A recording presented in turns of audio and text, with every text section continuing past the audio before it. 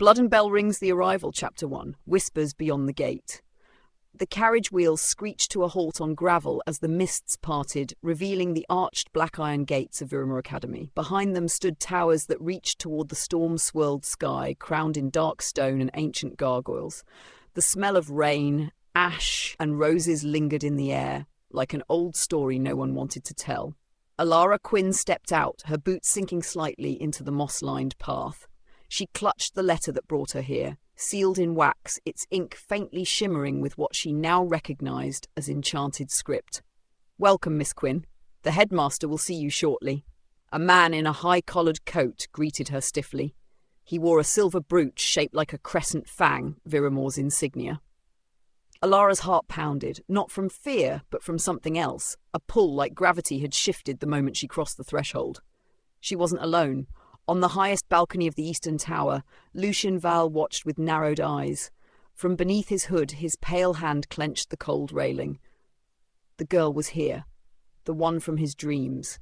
This can't be her, he thought. She looks too alive. Inside the school, towering stained-glass windows filtered red light into the corridors. Viremoor Academy was older than any human country, founded centuries ago when vampires agreed to a fragile peace with mortals. It trained both, humans to survive, vampires to obey. Sort of. Riven Drake leaned against a column near the Grand Library, flicking his silver coin. Half vampire, half mess, all sarcasm. "Another human transfer," he muttered, glancing at the clock, "and late, they never last long." Sarah Wynne, backpack bursting with rune-etched gadgets, bumped him as she ran past. "That's not what the surveillance orbs say. She might be different." Riven rolled his eyes. "They all are until they bleed." Later, in the chapel-turned-auditorium, Elara sat beside Sarah and stared at the portraits of past headmasters.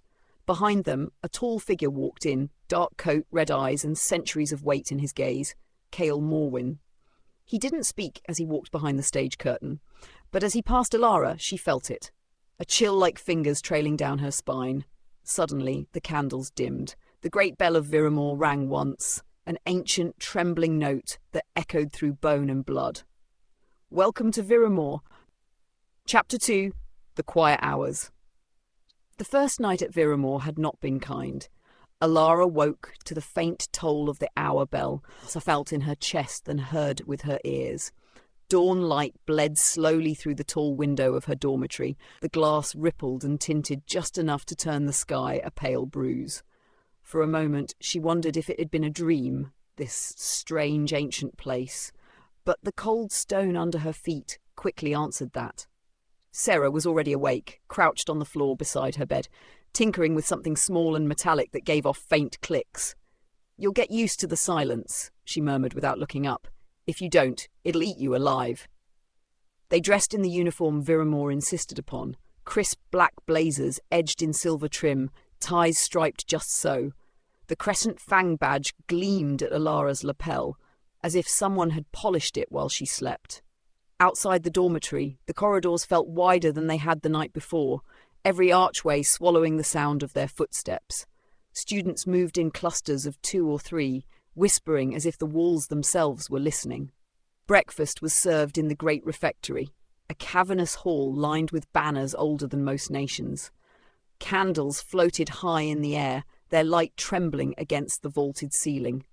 Long tables stretched from wall to wall, split cleanly between human students on one side and vampires on the other. No one needed to explain the arrangement. Elara sat with Sarah at the human side's far end. She tried not to stare at the vampire table.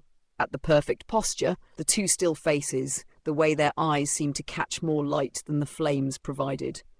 But her gaze caught on one in particular. Lucien Val, sitting apart even from his own kind, head bowed slightly as if in thought. When his eyes lifted, they found her instantly. Not with surprise, like he had expected her to be there.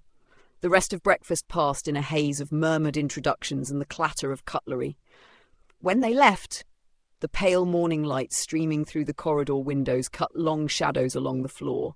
That was when she saw him again. Riven Drake leaned against a stone arch, flipping a silver coin in his palm, its glint briefly catching her eye. His uniform was worn loose, jacket unbuttoned, collar open. The smirk he gave her was faint but unmistakable. The the kind that suggested he already knew more than he should. "New blood," he drawled as they passed. "Hope you last longer than the others." Sarah didn't break stride. "Ignore him. He's allergic to sincerity." Riven's coin spun once more before vanishing into his pocket. By the time they reached their first class, Viremoor's version of history, which began centuries before any mortal calendar, Elara's mind kept drifting. The windows here were taller still, the glass a patchwork of crimson and gold, casting the professor's pale hands in shifting colours. Every lesson carried the weight of old rules, unspoken but iron-bound, and under it all that same silence, waiting for her to slip. She didn't notice until much later that Lucien Vallée had taken the seat behind her, not close enough to speak, but close enough to hear her every breath. Chapter 3. Bloodlines and Broken Rules. Viremoor Academy didn't run on bells. Elara realised it ran on silence. Not the comfortable kind, but the sort that pressed in from every angle, thick enough to muffle thoughts. It was in the way conversations tapered off when footsteps approached. It was in the way the arches seemed to stretch overhead like watchful eyes. Even the stained glass held its breath. She followed Sarah through a dim corridor lined with portraits of long-dead headmasters. The painted faces were severe, eyes sharp enough to pierce the stone they hung on. More than one seemed to follow her as she passed. Today was her first full day, and already her first broken rule.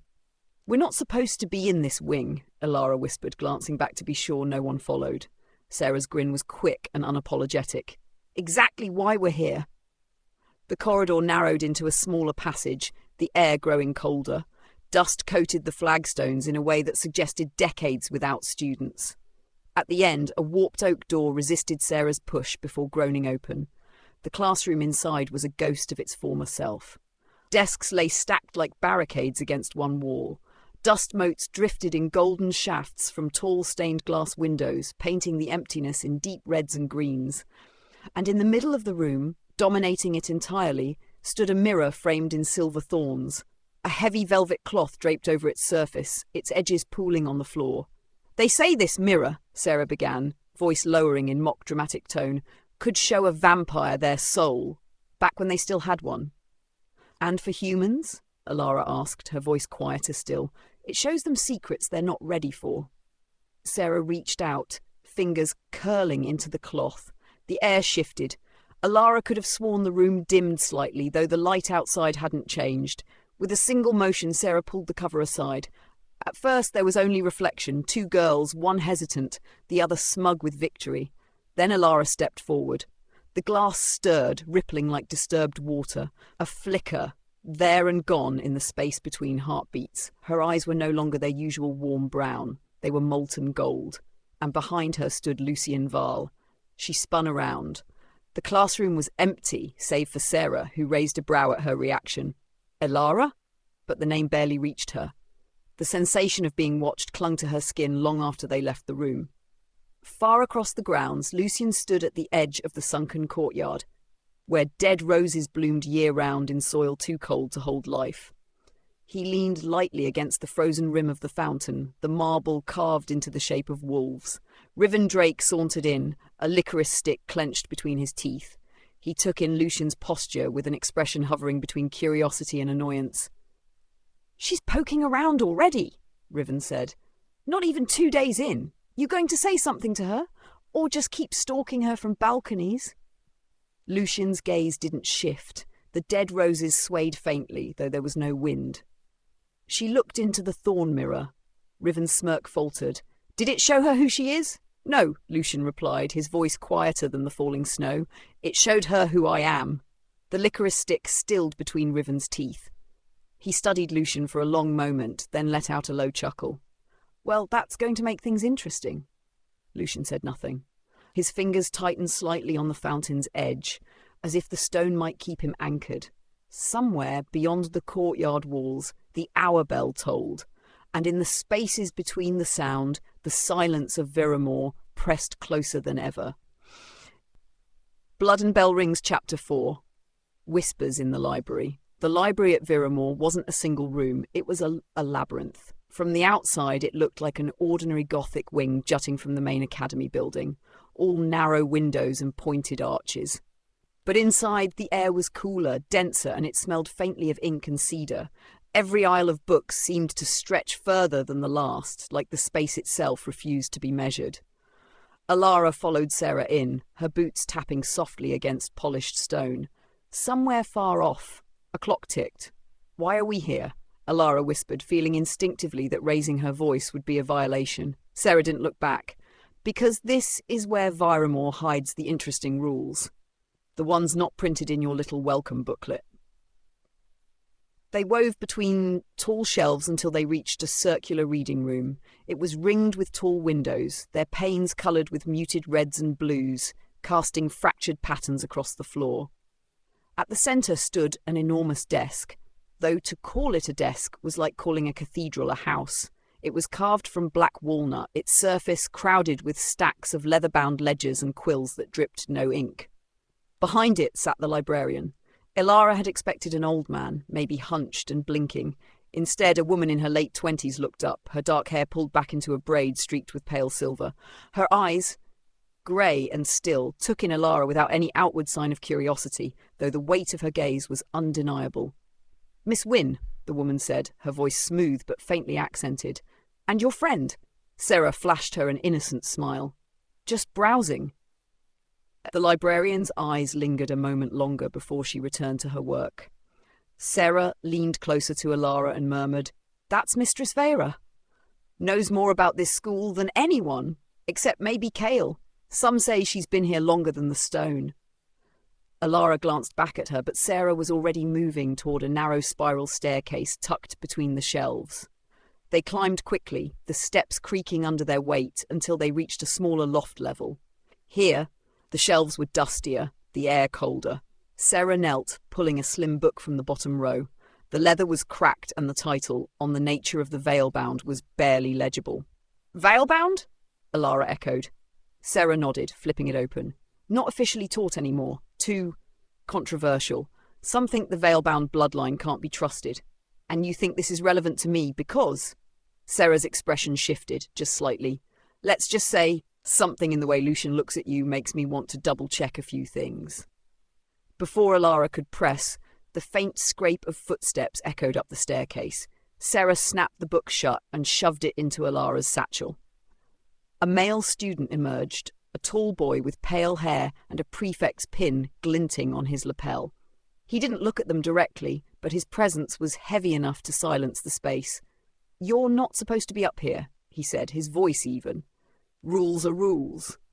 Elara felt Sarah tense beside her. "We were just leaving," Sarah replied lightly, already steering her toward the stairs. But as they descended, Elara glanced back. The boy was still watching them, eyes narrowing slightly as if committing their faces to memory. Across the courtyard, Riven leaned against a stone arch, watching Lucian. "You're following her again," Riven said casually. Lucian didn't look away from the library doors. "She doesn't know the rules yet." Riven grinned. "Then maybe you should tell her before she finds one she can't unbreak." The wind shifted, carrying with it the faint chime of the great bell. Somewhere inside the library, Elara adjusted the weight of the book in her satchel, unaware of the name written on its first page in faded ink, Lucienne Vale. Blood and Bell Rings Chapter 5. Shadows Cast by Names. By the time the afternoon sun filtered through the Academy's western windows, Elara had already convinced herself she wouldn't open the book. It sat in her satchel like a warm coal, obvious, dangerous, and strangely heavy. Every time her hand brushed against it, she thought of the prefect's watchful eyes in the library loft, of Sarah's too casual explanation, and of the faint gold shimmer she'd seen in her own reflection the night before. She told herself she was imagining it. But Viremoor wasn't a place where imagination stayed harmless for long. Dinner in the Great Hall was a strangely hushed affair compared to the boisterous dining rooms Elara had known in human schools. Long tables stretched beneath chandeliers of wrought silver, their candlelight bouncing off polished goblets and the deep red banners that hung from the ceiling. Humans and vampires sat together here, though there was a deliberate spacing to it, as if some invisible hand had drawn careful lines between certain seats. Conversations were low, voices dipping under the scrape of cutlery. Sarah plopped down beside Elara, a plate already full. "Eat quickly." Riven said something's happening tonight. "What kind of something?" Elara asked. Sarah only smirked, the kind the rule book doesn't list. From further down the table, Riven lifted his silver coin in a mock salute as if confirming the invitation. Lucien was seated at the far end, speaking quietly to another vampire in a perfectly worn uniform. He didn't glance at Elara, but she had the disorienting sense that he knew exactly where she was. Later, the three of them slipped out through one of the side corridors, Riven leading with a lazy swagger. The corridor narrowed into a servant's passage, lit only by wall sconces that flickered in the draught. "Where are we going?" Elara whispered. Riven glanced back, eyes glinting. "To meet someone who might answer a question you haven't dared ask yet." They emerged into the Old West Cloister, a square courtyard enclosed by weathered arcades. In its centre stood an iron well, chained shut. Beside it, leaning against a column as though the night belonged to him, was a man Elara had never seen before. He wasn't a student. His coat was long and patched in places, his boots worn from travel. But what struck her most were his eyes. Silver, but not in the way of polished metal. They looked like they had been cut from the surface of a frozen lake. "This her?" the man asked Riven. Riven nodded. "Elara Quinn." The man's gaze flicked to her satchel. "You have it, then." Elara's pulse jumped. "Have what?" "The book," he said simply. "It's been missing for 30 years. She gripped the strap tighter. "And why do you want it?" "Because," he said, taking a slow step forward, "if you read it, you'll find out exactly why Lucien Val has been watching you since the moment you arrived." From the roof of the cloister, Lucien crouched in the shadows, watching the scene unfold below. The wind stirred his coat as he weighed his next move. The man below was dangerous. Lucien knew that much. But the greater danger was that Ella might actually listen to him.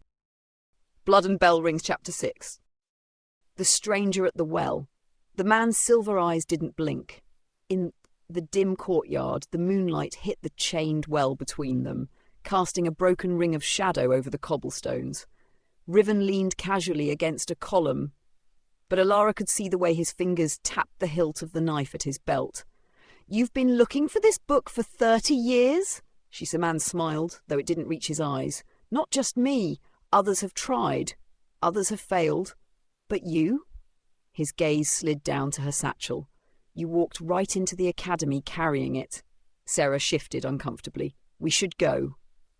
"No," the man said, his voice soft but weighted. "You should listen. That book is older than Viremoor itself. It's not a diary, it's not a spell book. It's a record, a ledger of debts between bloodlines." Elara frowned. "Debts, every alliance, every betrayal, every name that swore loyalty or broke it. Yours is in there." Her breath caught. "Mine?" "Your family's," he corrected. "But in Viremoor, that's the same thing." The air seemed to thicken, the scent of damp stone pressing in. Elara's mind went back to the thorn mirror, to the gold in her reflection, to Lucien's sudden presence in the glass. "What do you want me to do with it?" she asked. The man's smile returned, sharper this time. "Read it, and decide whether you still belong to them." Above, Lucien's grip on the roof tiles tightened. Riven knew better than to bring her here. The stranger, Kalen Voss, if he still went by that name, was a relic of the old days, back when the council's power was held by fear and not rules. Lucien had thought him gone from the academy's shadow years ago. Now, he was here, whispering in Elara's ear. Lucien shifted, ready to drop silently into the courtyard, when a bell tolled from somewhere deep in the east tower. Not the great bell, but a smaller one, sharper, urgent. The stranger's head lifted. "That's my cue." Before Elara could speak, he stepped back into the shadows beyond the arcade. One blink, and he was gone. "What was that?" she asked. "Trouble," Riven said. "And we need to be gone before it notices us." They slipped back through the servants' passage, the flickering sconces casting long shadows ahead. But Elara's thoughts weren't on the footsteps or the risk of being caught. They were on the book in her satchel, on the name she hadn't yet read, and on the strange electric certainty that Lucien Vey already knew exactly what it said. Chapter 7. Shadows on the ledger. Elara barely slept. The book lay on her desk under a folded blanket, as if hiding it from the moonlight would keep its secrets from seeping into her dreams. But they came anyway. Flashes of gold eyes, broken oaths whispered in dark rooms, and names she didn't recognize murmured like curses. By morning, she'd decided two things. First, she wouldn't open it again until she understood what she was looking for. Second, she needed to avoid Lucian Vale. She failed at both before breakfast. The great hall smelled faintly of old wax and spiced tea. Students moved in neat lines between the long trestle tables, the occasional clink of silverware echoing under the vaulted ceiling. Elara found Sarah near the far end, hunched over a plate of toast, muttering at a mechanical pen that kept scribbling notes on its own. "You're late," Sarah said without looking up, "and you look like you were up all night plotting to kill someone." Elara slid onto the bench. Not plotting. Thinking about killing someone, then? Before Elara could answer, the air shifted, the way it did when someone important entered the room. She glanced up to see Lucian at the top of the stairs, speaking briefly to Headmaster Cale before stepping down into the hall. His eyes swept the room, unreadable. They found her instantly. Her pulse jumped. She looked away, reaching for the teapot, but a shadow fell over the table. "Elara!" His voice was smooth, quiet enough that no one nearby seemed to hear it. She looked up, forcing her expression into polite disinterest. "Yes? A word. Outside." Sarah mouthed good luck and immediately began scribbling again. They walked in silence until the hall was far behind them. He stopped in one of the arched cloisters that overlooked the inner courtyard, pale light filtering through the fog outside. "You met Kalen Voss," he said. Not a question. Elara crossed her arms. "I don't know who that is. Silver eyes, too many teeth when he smiles, smells faintly of wild mint." She blinked. "That's oddly specific. Lucian's expression didn't change. You shouldn't speak to him." He said the book belonged to my family." Lucian's gaze sharpened, the faintest flare of something dangerous in his eyes. "It belongs to the council, and they will take it from you if they know you have it." "Why?" "Because it's not just a ledger," he said quietly. "It's a map." She frowned. "A map to what? To the cracks in our world, to the places where the old laws can still be broken." The bell rang for first lessons, distant and hollow. Lucian stepped back, his voice dropping even lower. "If Kalen Voss offers to help you read it, say no." Before she could ask anything else, he was gone, moving into the mist as if it had been waiting for him. Elara stood alone in the cloister, the sound of the bell still reverberating in her chest. She didn't know what frightened her more, the thought of what the book might reveal, or the thought that she might want to see it. Blood and Bell Rings Chapter 8. The Teeth Beneath the Smile. Riven Drake was not a morning person. He was, however, a trouble magnet, which meant mornings tended to find him whether he wanted them or not. By the time Elara arrived at the open-air practice yard for combat training, Riven was already leaning against a column, idly flipping his coin, watching the first years fumble their way through basic stances.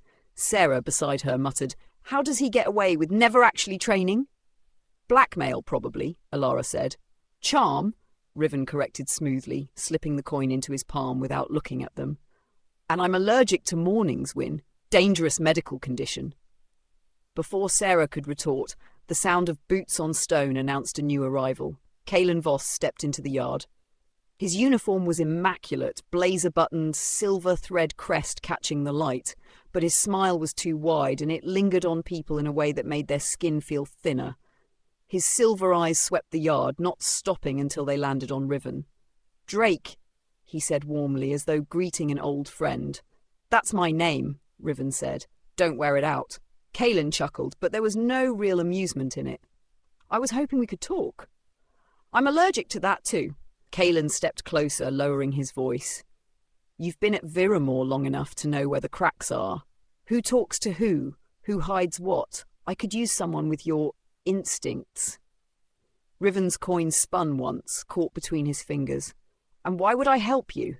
"Because there are things coming to this school that will make your usual mischief look quaint." Riven didn't move, but his eyes narrowed just slightly. "You sound like you're recruiting me."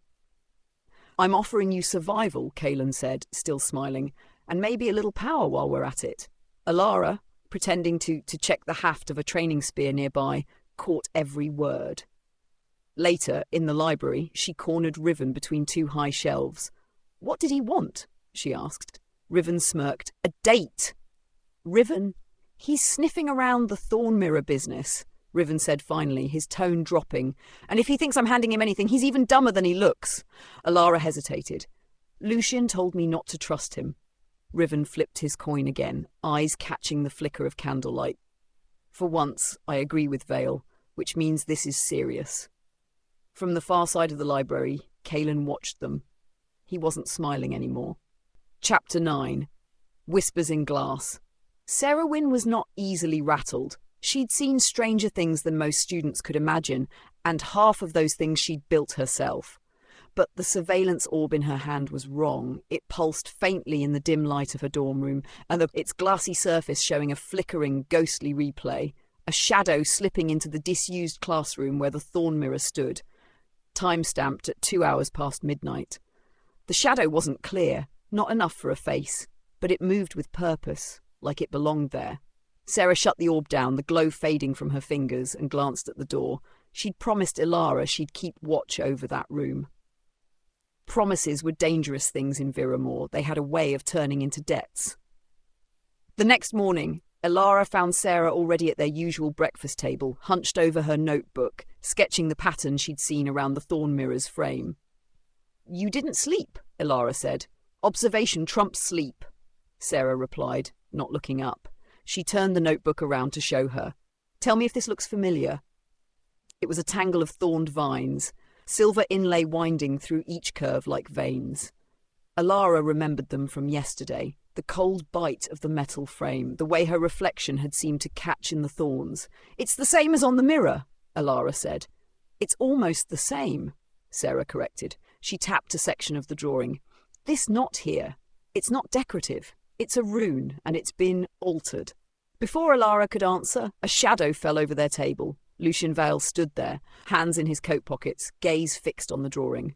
"That rune is a seal," he said quietly. "It keeps what's in the mirror from getting out." Sarah's eyes narrowed. "You know this how?"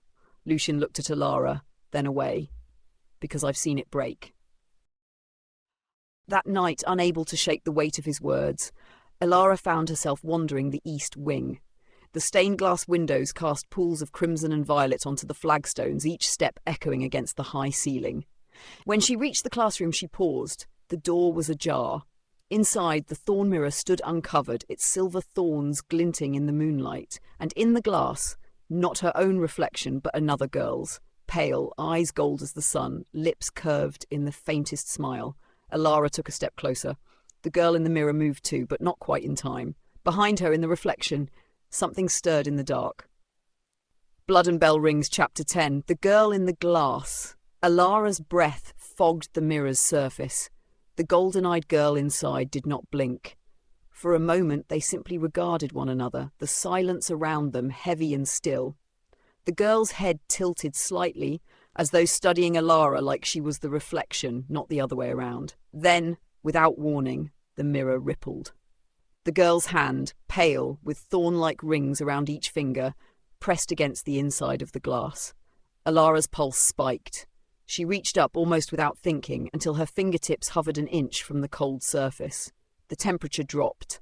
A faint hum, like strings being plucked far away, trembled in the air. The thorns around the frame seemed to tighten, silver twisting into a subtle new shape. "Elara," she spun. Kaelin Morwen stood in the doorway, one hand resting against the frame, his red eyes catching what little light the moon provided. In the shadows behind him, his presence seemed larger than the space allowed, like the room was bending around him. "You shouldn't be here," he said, voice low. She glanced back at the mirror. The girl was gone. Only her own reflection stared back, wide-eyed and flushed. Kaelin stepped inside, closing the door behind him. His gaze drifted to the mirror. "Who uncovered it?" "I don't know," Elara said, and it was almost true. His jaw tightened. "If you find that it happens again, you will tell me. Immediately." It wasn't a request. Before she could answer, a flicker of motion crossed the reflection. Kaelin's head snapped toward it, but by the time he looked, the glass was still.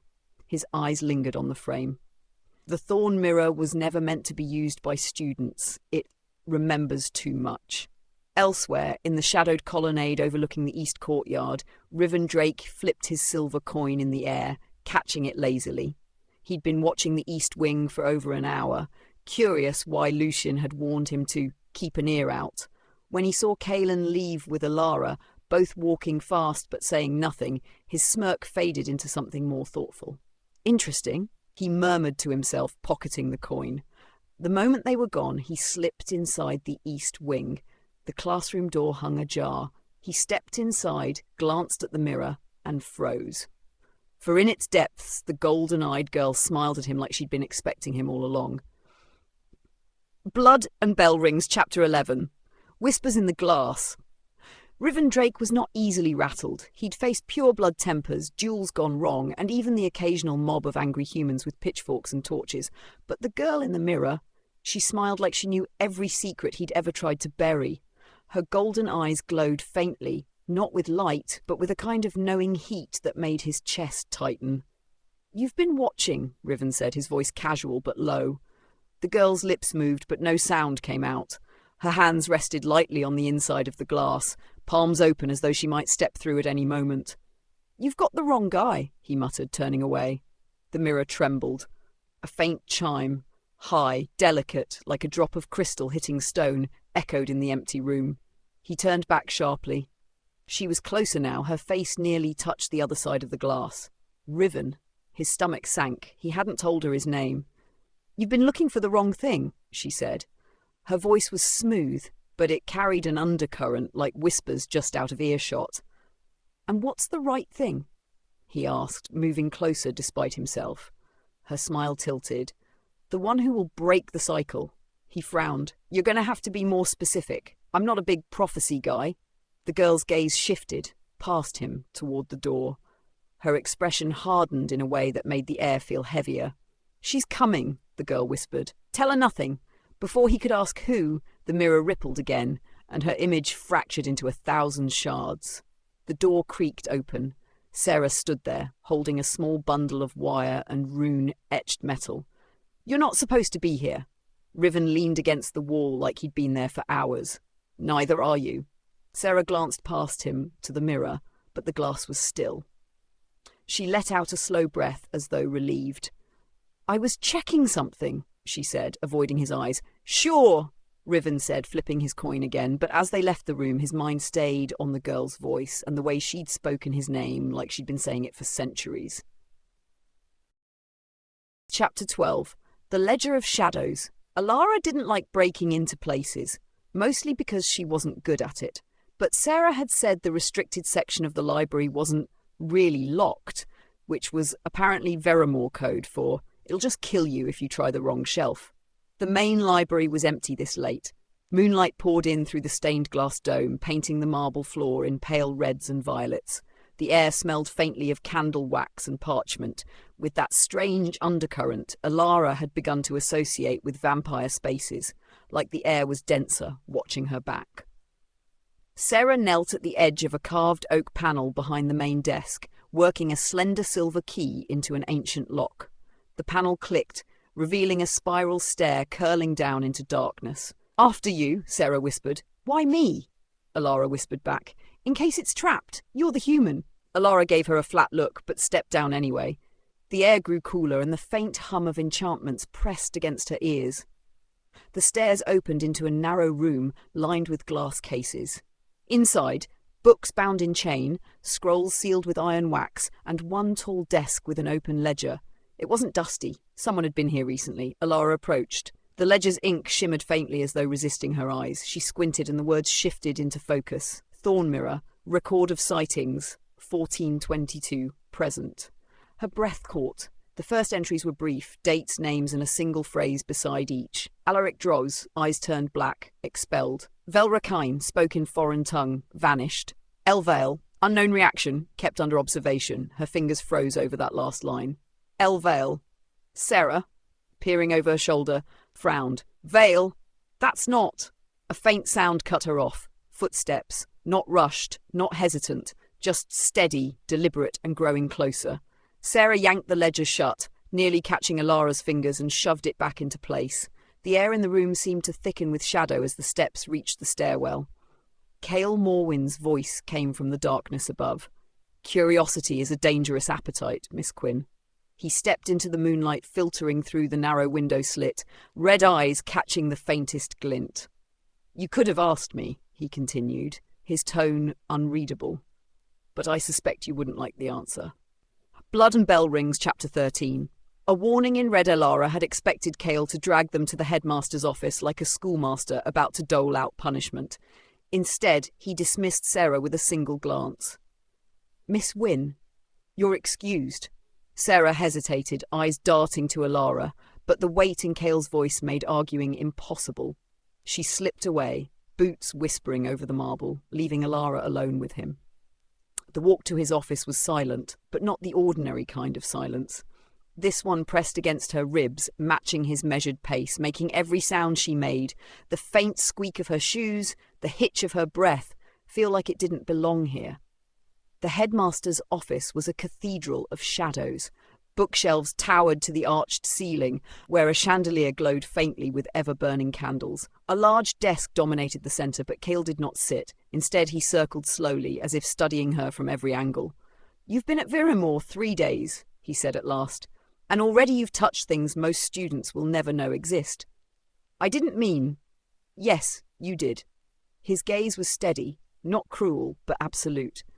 "The Thorn Mirror does not respond to idle curiosity. It calls to those entangled in its designs. The question is whether you'll answer or be consumed."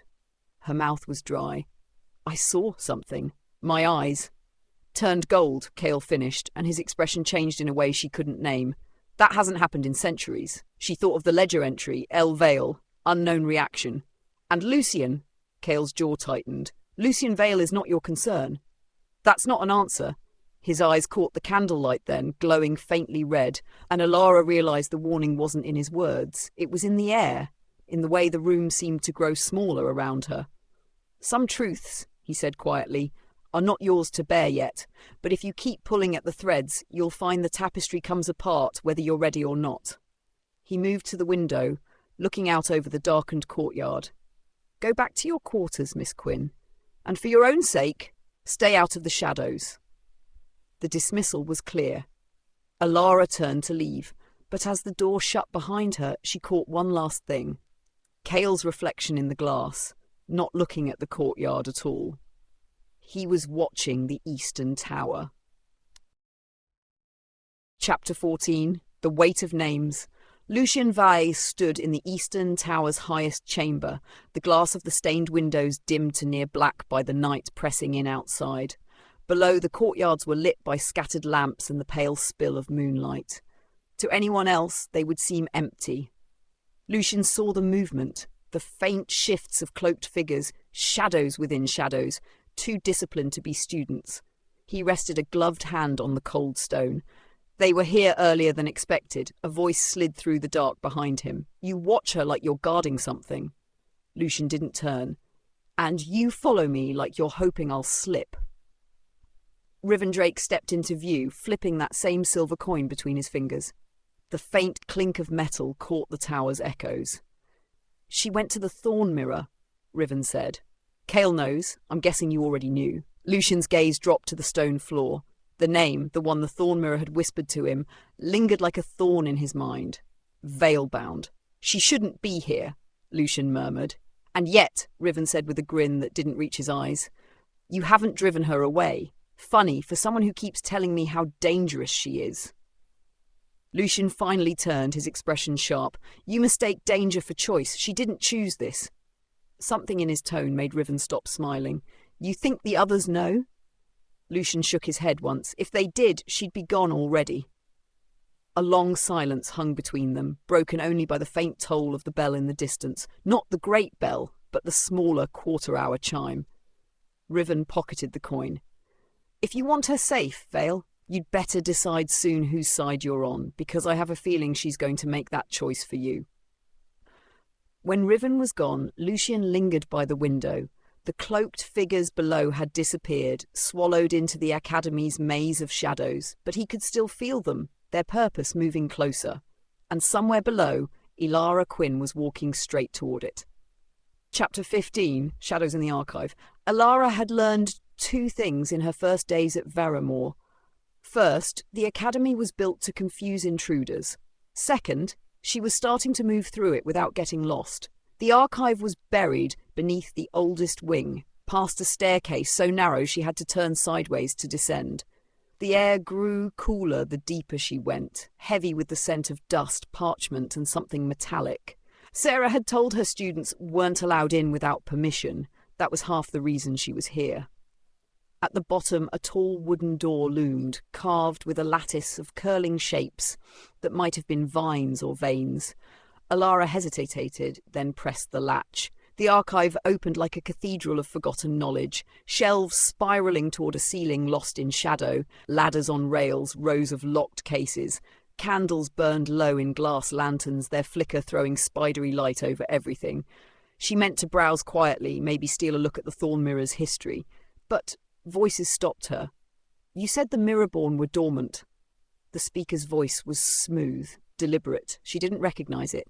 "They were," another voice answered, deeper with the weight of command. Cale Morwyn. Elara pressed herself between two high shelves, peering through the gaps in ancient books. "They're testing the Accords," the first voice continued. "If one of them steps foot on school grounds—" "She already has," Cale said. Alara's stomach tightened. "They're talking about me." There was a scrape of boots on stone. "If the council knew—" "They don't," Cale interrupted sharply. "And they won't unless someone here decides to speak out of turn." A pause, then more quietly. "The girl is under my protection. If the Mirrorborn have plans, they'll find Viremoor is not as unguarded as it seems." The sound of robes swishing against the floor grew nearer. Elara ducked back, heart pounding. Through the gap she caught the faintest glow, red eyes in the gloom, before Cale and the other figure disappeared through a side passage. She stayed hidden long after their footsteps faded. Her pulse wouldn't slow. She'd come here looking for answers about the Thorn Mirror. Instead, she'd found something else, proof that there was a name for whatever was happening to her. Mirrorborn. Blood and Bell Rings, Chapter 16. The mirror stirs. The Thorn Mirror didn't wait for her to come to it. It found her in her dreams. Elara woke in the early hours, pulse quick and hair damp against her skin. The same image clung to her mind, silver thorns twisting in the dark, glass like black water, and a voice she couldn't quite hear. By the time the first pale light crept through the arched windows of the dormitory, she'd made her decision. She would see the mirror again. Alone. The old classroom felt colder in the morning, the dust motes drifting like slow snow in the angled sun. The Thorn Mirror stood exactly as they'd left it, velvet cloth in place. But she didn't reach for it right away. She walked in a slow circle, fingers brushing the silver frame. "I know you're not just glass," she whispered. The air inside the room thickened, as if it were listening. She pulled the cloth aside. The surface shivered once, then steadied. Her own reflection stared back, pale but defiant. She lifted her hand toward the glass. The ripples came instantly this time, not hesitant but eager. Gold flashed in her eyes, the colour so bright it hurt. Behind her, another reflection bloomed into view, Lucien Vale standing just over her shoulder. She spun. He was there. Lucien stepped forward, hood down, expression unreadable. His voice was low but sharp. "Do you have any idea what you're doing?" Elara's mouth went dry, looking for answers. "This thing doesn't give answers," Lucien said, moving between her and the mirror. "It gives pieces of the truth, and it takes more than it gives." She didn't back away. "Then why does it show you?" Something flickered across his face, something almost like pain. "Because it knows what I am, and it knows what you might become." The mirror behind him trembled, light bending strangely across its surface, as though it wanted to pull them both inside. Lucien caught her wrist before she could reach toward it again. His grip was cold. "Don't test it," he warned. "Not unless you're ready for it to test you back." Before she could speak, the heavy door creaked open. Sarah stood in the doorway, eyes darting from Elara to Lucien to the bare Thorn Mirror. "What are you two doing?" Lucien let go of Elara's wrist and turned away. "Leaving," he said, slipping past Sarah into the corridor without another glance. Elara's heartbeat stayed uneven long after he was gone, because the mirror was still stirring, and she had the sinking feeling it wasn't finished with her yet. Blood and Bell Rings, Chapter 17. Shadows in the Halls. By midday, the corridors were buzzing. Not with laughter or chatter, but with a low, uneasy hum. Elara noticed it first in the glances.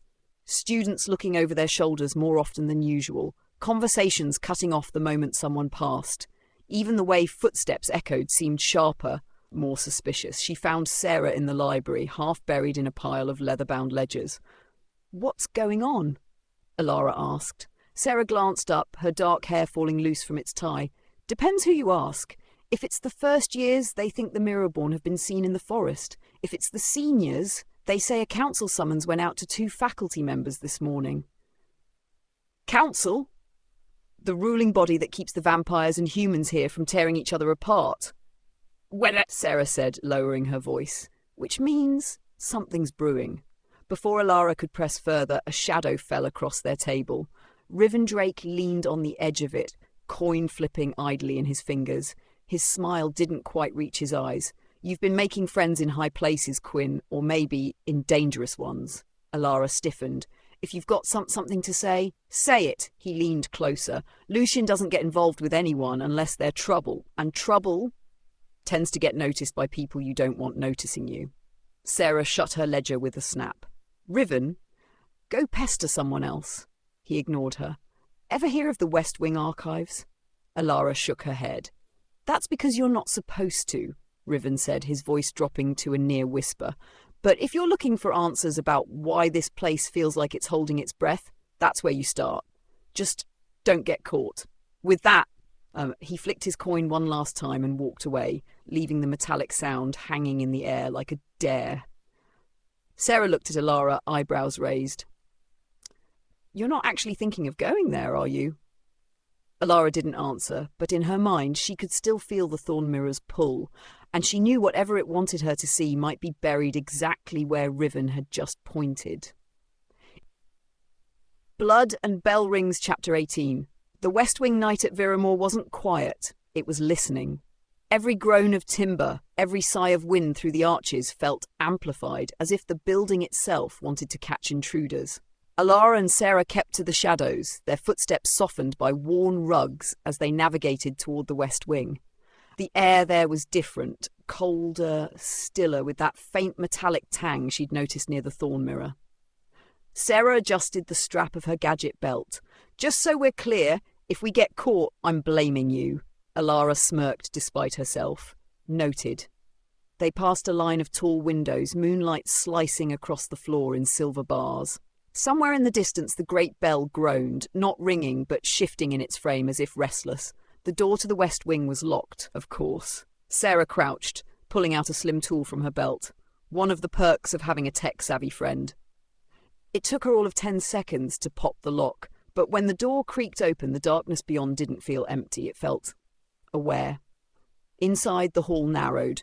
The stone here was older, the mortar uneven, lined with alcoves filled with cracked busts and shattered furniture. Dust coated everything in a thick, undisturbed blanket. "This place has been shut for decades," Sarah whispered. Elara's gaze snagged on a set of double doors at the far end, tall, carved with looping sigils that pulsed faintly when her eyes adjusted. They pushed inside. Rows upon rows of towering shelves lined the room, stacked with scrolls, ledgers, and fragments of parchment so brittle they seemed ready to dissolve. But at the centre stood something that didn't belong. A pedestal, holding an open book bound in deep crimson leather, its pages covered in silver script that shimmered like frost. Elara stepped closer. The words on the page shifted as she read, rearranging themselves into something she understood. "The Veilbound shall awaken where the 2 worlds meet." Sarah caught her arm. "Elara, this isn't just an archive. This is a council vault." A faint sound interrupted them, the slow, deliberate click of boots on stone. They spun. At the doorway stood Lucian Vale, his hood down, red eyes fixed on Elara. "You're not supposed to be here," he said, voice low. And for a heartbeat, Elara thought he wasn't going to stop them. But then, behind him, another figure appeared, taller, broad-shouldered, with silver-threaded black coat. Cale Morwyn. Blood and Bell Rings, Chapter 19. Terms of Trespass. Cale Morwyn didn't move at first. He stood framed in the doorway, the faintest glow from the corridor's lanterns catching in the silver threads of his coat. Lucian stepped aside, but didn't leave. His eyes never left Elara. The silence stretched until it felt like the shelves themselves might collapse under its weight. "You've crossed into a wing sealed by council decree," Cale said finally, his voice low and resonant. "That is not a mistake. That is intent." Sarah stiffened beside Elara. You were not just anything," Cale cut in, his tone carrying the precision of a blade. "This is a vault. What you see here is not for students, not for humans." Elara's fingers curled at her sides.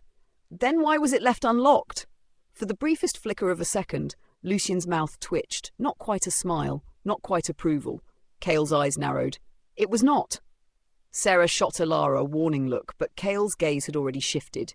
He stepped inside, each bootfall slow, deliberate. His presence seemed to press against the air itself. He stopped at the pedestal. One long, gloved finger traced the edge of the crimson-bound book, careful not to touch the silver script. "This," he said, "is the Chronicle of Vale and Fang. It contains truths that can't be unlearned. And yet you came here without knowing what you'd find." Elara swallowed. "Maybe I'm here to find out." Lucian shifted, a subtle movement, but enough to draw Cale's attention for an instant. Whatever passed between them was silent, but Elara caught it. A decision. Cale closed the book with a soft thud. "You will not be punished," he said, turning toward the door. "But the next time you cross into a place you don't belong, you had better be prepared to pay the cost." Sarah exhaled shakily. That went well. But as they stepped back into the main corridor, Elara glanced over her shoulder. Lucian was still there, half in shadow, and in his hand, barely visible, was a folded scrap of parchment. When their eyes met, he let it fall to the floor between them before disappearing into the dark. Elara bent to pick it up. On it, written in that faint, silver-shimmering ink she'd seen on her acceptance letter, were just 3 words. "Don't trust them." Blood and Bell Rings, Chapter 20. Shadows Between Lines. Elara kept the folded scrap hidden in her palm until she and Sarah were well away from the sealed wing. Even then, she didn't open it again. She could feel the weight of the words as if they'd burned into her skin. The afternoon bell chimed through the corridors, not the ancient great bell, but the smaller one in the main hall. Students moved between classes like currents in a river, their robes swaying, whispers trailing behind them. None of them seemed to notice her. That was fine. She needed to think. By the time they reached the library, Sarah was already talking about her latest gadget, something that could map the Academy's interior without triggering the protective wards. "We could use it to track patrol patterns," Sarah said, pulling a folded parchment etched with glowing blue lines from her satchel. "See which areas have gaps, which might lead to—" "I need to find someone," Elara interrupted. Sarah blinked. "Who?" Elara hesitated. She'd known Sarah barely more than a day, but she was starting to trust her, mostly. But the note, Lucian's voice, echoed in her head. "Don't trust them." "Someone who can translate enchanted ink," Elara said at last. Sarah's eyes lit up. "I know just the person." They found him in the far corner of the library, an older vampire student with pale hair that shimmered like frost. His name was Caldreve, and he was surrounded by stacks of books in 6 languages. He glanced up as they approached, one eyebrow arched in lazy curiosity. "What's this, then? Humans bringing me homework?" "Something like that," Elara said, sliding the folded scrap across the table.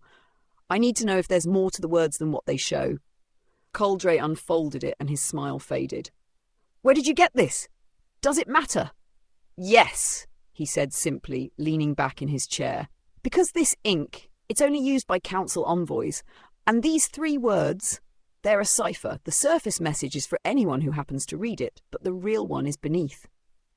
He took out a small vial from his coat pocket, dipped a fine brush into it and swept it lightly over the letters. More words shimmered into view, curling in silver script beneath the first. "The Mirrorborn walk among us." That night, Elara lay awake in her narrow dormitory bed, staring at the moonlight spilling through the stained glass window. The words pulsed in her mind like a second heartbeat. "The Mirrorborn walk among us." She didn't know who they were. She didn't know what they wanted. But she knew one thing. Whoever them was, Lucian Val didn't trust them. And now, neither did she. Chapter 21. Whispers in Glass. The next morning, frost clung to the courtyard stones like lace. Elara stood at the edge of the fountain, watching her breath rise in pale clouds. The dead roses around the basin seemed sharper in the cold, their blackened petals edged in white. Lucian was there before she saw him. He didn't move from the shadow of the archway, but she could feel the weight of his gaze. "You found something," he said. Not a question. Elara turned, clutching her satchel tighter. "You told me not to trust them. Who are they?" Lucian stepped forward, slow and deliberate, until the winter light caught his eyes, that faint, unnatural silver glint that always made her think of the Thorn Mirror. "They have many names," he said. "But here, in Viremoor's oldest records, they're called the Mirrorborn." The word curled through the air like smoke. Inside the Hall of Records, Cale Morwen's voice carried low but firm as he dismissed a group of prefects. His red gaze lingered on Elara when she entered with Lucian, though she noticed he said nothing to stop them. Rows upon rows of shelves rose into shadow, filled with scrolls and ledgers so ancient their edges flaked to dust.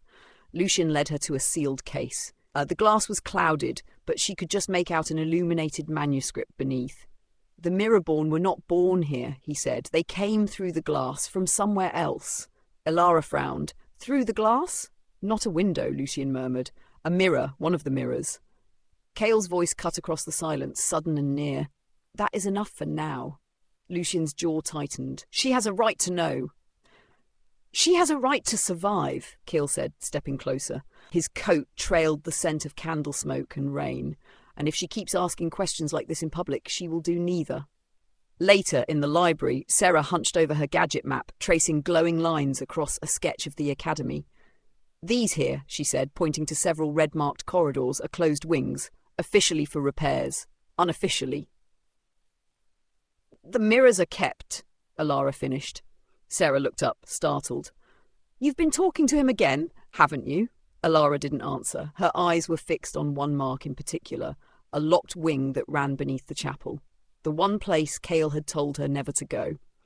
In the small hours before dawn, she dreamed of the Thorn Mirror again, but this time the reflection that looked back at her wasn't hers.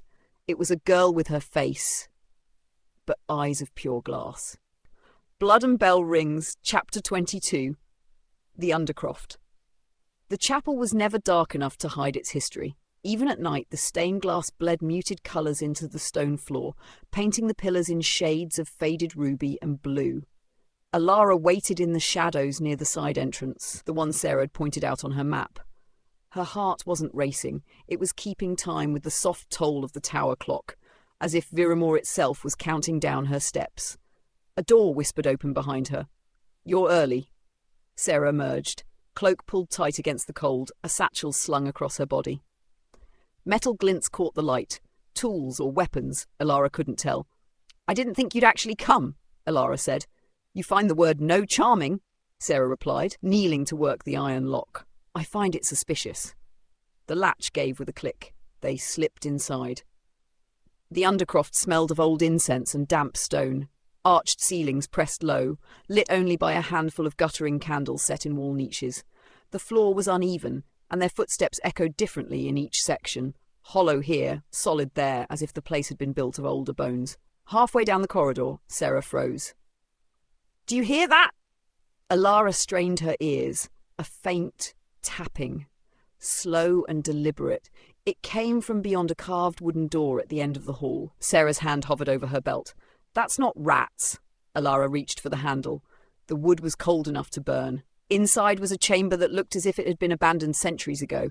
Dust lay thick on the pews, but at the far end, in the glow of a single candle, stood a mirror. Not silver, like the Thorn Mirror. This one was framed in black iron, the metal twisted into shapes that almost moved when she looked too long. The tapping was coming from inside the glass. She stepped closer. The surface was cloudy at first, then cleared just enough for her to see her own face, and then another, standing directly behind her. Her breath caught. She turned sharply. No one. When she looked back, the reflection had changed. Now, the girl, with her face, the one from her dream, was pressing her hand to the glass. The tapping stopped. "Time to go," Sarah whispered. Her voice wasn't steady. They backed out, closing the door behind them, but the chill followed them up the stairs, as if the air itself had learned their names. Elsewhere in the academy, Lucien stopped mid-step in the courtyard, head turning sharply toward the chapel. His hand brushed the hilt of the dagger at his belt. Somewhere deep below, something had shifted. Blood and Bell Rings, Chapter 23. The Quiet Inquiry. By morning, the Undercroft felt like a dream she shouldn't have had. The light slanting through the library windows was warm, steady. Nothing like the breathless, shadow-drenched night before. But Elara's hands still remembered the cold. She sat at a long oak table with a pile of assigned reading in front of her, though she hadn't turned a page in 20 minutes. Across from her, Sarah was dismantling a brass pocket device with surgical precision. "You're still thinking about it," Sarah said without looking up. "It looked like me. Or something that wanted you to think it did." Sarah snapped the device shut and slid it into her satchel. "Either way, we don't tell anyone. Not yet." "Why?" Sarah leaned in. "Because once they know you saw it, you stop being a student. You start being a problem." Across the courtyard, in the upper gallery of the West Wing, Lucien stood with his back to the windows. The filtered morning light traced silver edges along his hair. "She went down there," Riven said from the doorway. His coin clicked between his fingers. "And Sarah Wynne went with her. The Undercroft's not just dust anymore." Lucien didn't move. "What did they find?" Riven smirked. "Why ask me? Ask her." Lucien turned, finally meeting his gaze. "She wouldn't lie." "That's not the point. You think you're the only one curious? The council's been whispering about the mirrors for weeks." Riven flipped the coin one last time, catching it without looking. "If Cale asks, you didn't hear it from me." Cale Morwyn did ask. By the time the midday bell rang, Lucien found himself summoned to the headmaster's study, a room as quiet as snowfall and just as heavy. Cale's voice was calm, but the red in his eyes caught the light like embers. "You're watching the Quinn girl too closely." Lucien kept his posture straight. "She's unusual." "That she is," Cale said, turning a silver signet ring on his finger. "But unusual students either become assets or liabilities. I trust you know which path you'll encourage." Lucien inclined his head, though the question in Cale's tone was not one he could answer.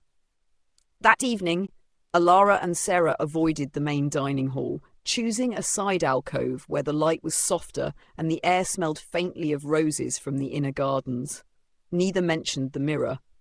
But when Elara glanced toward the far end of the corridor, she caught Lucien watching her through the open arch.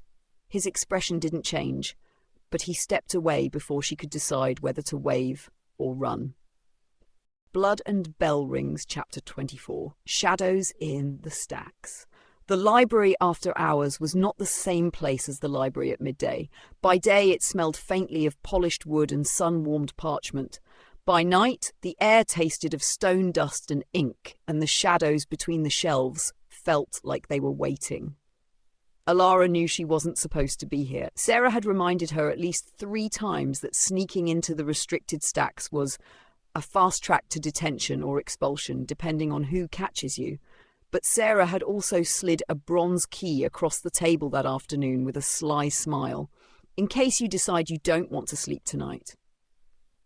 The lock gave way with a muffled click. Inside, the shelves were taller, the books older, the air colder. Some of the spines were wrapped in iron clasps. Others bore symbols she didn't recognize. She ran her fingertips along one binding and felt something pulse faintly beneath her hand, like the book had a heartbeat. Elara Quinn. The voice came from deeper inside the stacks. Calm. Low. She turned. A man stepped into view, his long black coat dusting the floor. He was tall, not as imposing as Cale, but there was a similar stillness in him. His hair was pale as ash, his eyes the colour of tarnished silver. "I don't believe we've met," Elara said carefully. "Erin Dorvey." He inclined his head slightly. "Council archivist." The title made her pulse quicken. "You work with the council?" "I serve the academy," which is not the same thing. He moved closer, his gaze settling on the book she still held. "You won't find answers in that one. It's a cautionary history for vampires who thought themselves immune to consequences." She set it down. "Then where should I look?" "That depends on what you're asking." She hesitated. "The thorn mirror." That made him pause. Just for a breath, but she saw it. He studied her with new weight, as if measuring the truth of her. "Some mirrors do not reflect. They open. They do not ask permission." What's on the other side? A small smile touched his mouth, but there was no warmth in it. That is the question the council has been asking for centuries. I suggest you don't ask it too loudly. When she left, she felt eyes following her through the darkened hall. Whether they belonged to Erin Dorvey or the mirror, she couldn't be sure. Blood and Bell Rings. Chapter 25.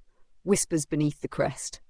Lucian did not knock when he entered the council archives. The heavy oak door groaned on its hinges, letting in a slice of torchlight from the corridor. Inside, the chamber smelled of dust, ink, and metal, the air faintly humming from enchantments older than the Academy's stone walls. Erin Dorvey was seated at a desk carved with the council's crest, silver quill poised over parchment. He didn't look up. "You spoke to her," Lucian said. "Miss Quinn?" Erindor replied without inflection. "She came looking for answers. I gave her none. You gave her enough."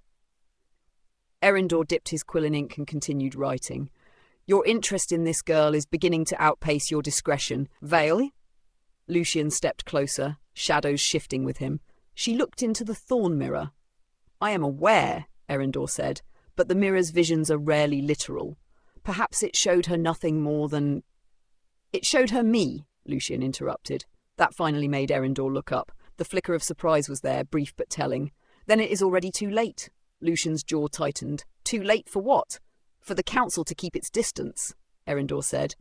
"They will want to see her themselves."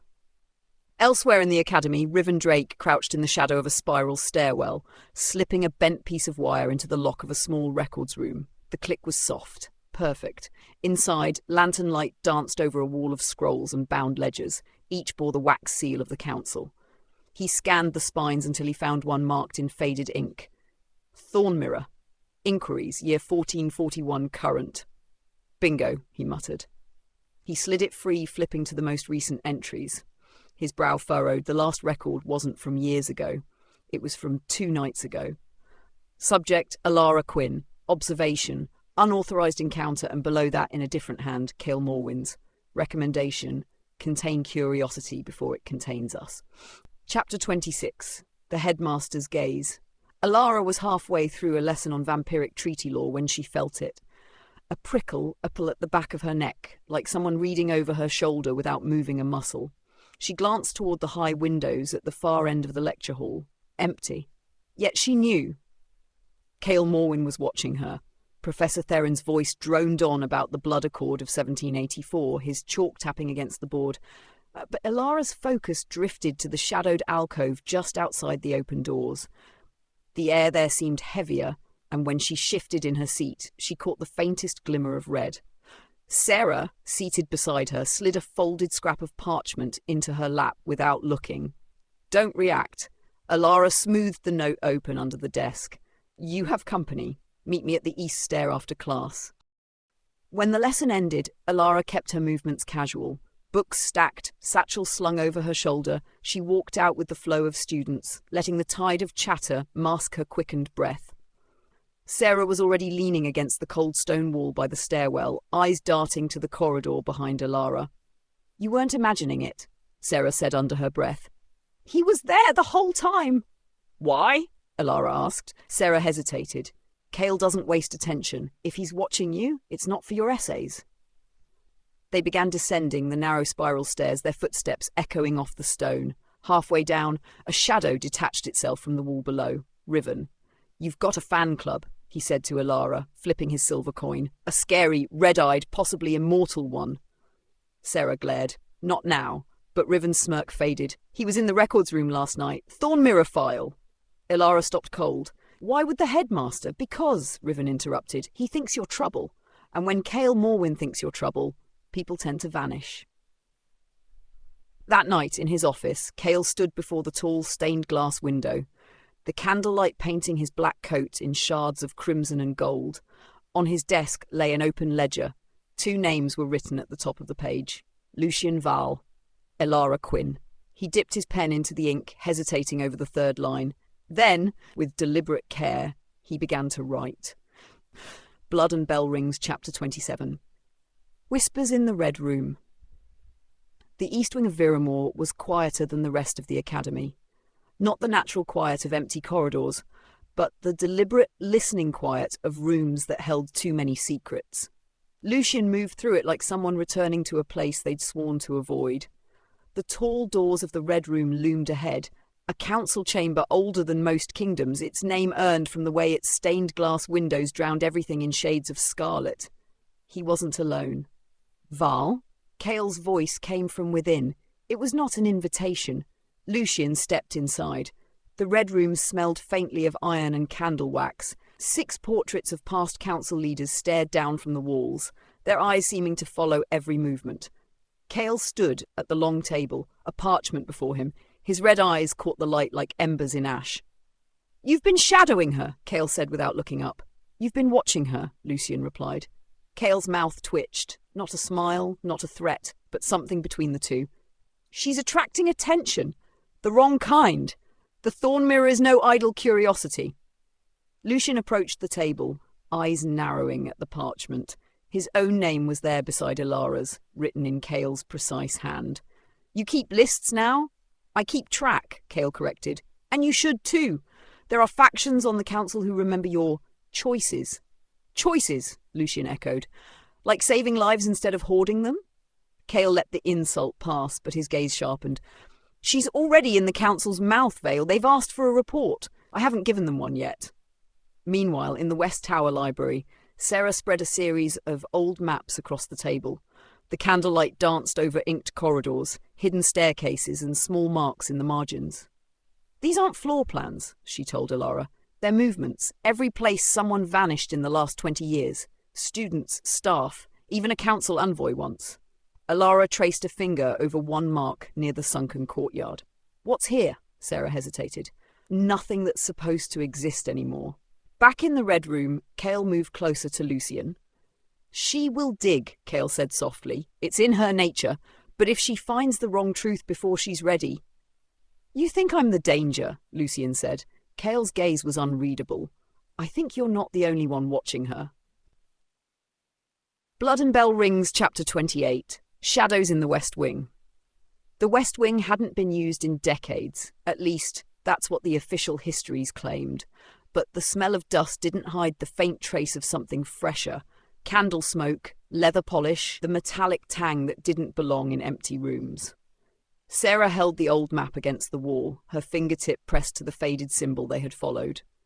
"Here," she whispered. Elara's eyes adjusted to the gloom.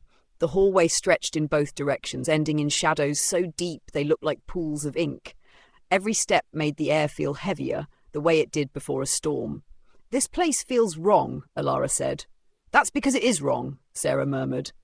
She pushed on a section of panelling and the wood shifted with a dull click. A narrow doorway yawned open, exhaling stale air into the corridor. Inside was a staircase curling downward. They descended slowly, the sound of their own breathing too loud in the silence. At the bottom was a room, not large, but built of black stone that swallowed light. Against one wall stood a mirror unlike the Thorn Mirror, taller, fractured down the centre, its shards held together by silver filigree. "Is this?" Elara began. Sarah shook her head quickly. "Not the Thorn Mirror, but related." She stepped closer, her reflection splitting across the jagged glass. The air shifted. Something moved in the reflection that wasn't in the room. A shadow, shaped almost like a person, but its edges bled into nothing. It stood behind Elara's image, head tilted too far to one side. Elara froze. "Sarah!" The shadow leaned forward in the mirror, as if it could smell her fear. Its voice was no louder than the scrape of cloth over stone, veil-bound. Elara stumbled back. The shadow's mouth didn't move, but the word hung in her head like an echo. The room's temperature dropped. Frost laced the silver filigree. Sarah grabbed Elara's arm. "We're leaving." But as they reached the door, the reflection of the shadow was suddenly closer, impossibly close, its head turning towards Sarah now. "Two of you," it breathed. Upstairs, in the east wing, Lucian stopped mid-step. He didn't know why, only that something in the air felt colder, older, and somewhere beneath the academy, something had just woken up. Blood and Bell Rings, Chapter 29. The council's silence. Elara's hands hadn't stopped shaking. Even after Sarah hustled her back into the safety of the main halls, the image of that shadow clinging to her reflection wouldn't fade. She wanted to ask what veil-bound meant, She wanted to demand why there had been another mirror under the academy at all, but before she could, a voice echoed down the corridor. "Miss Quinn?" Cale Morwyn stood at the end of the hall, framed by the dull red light filtering through the stained glass windows. His gaze flicked to Sarah, then back to Elara. "With me."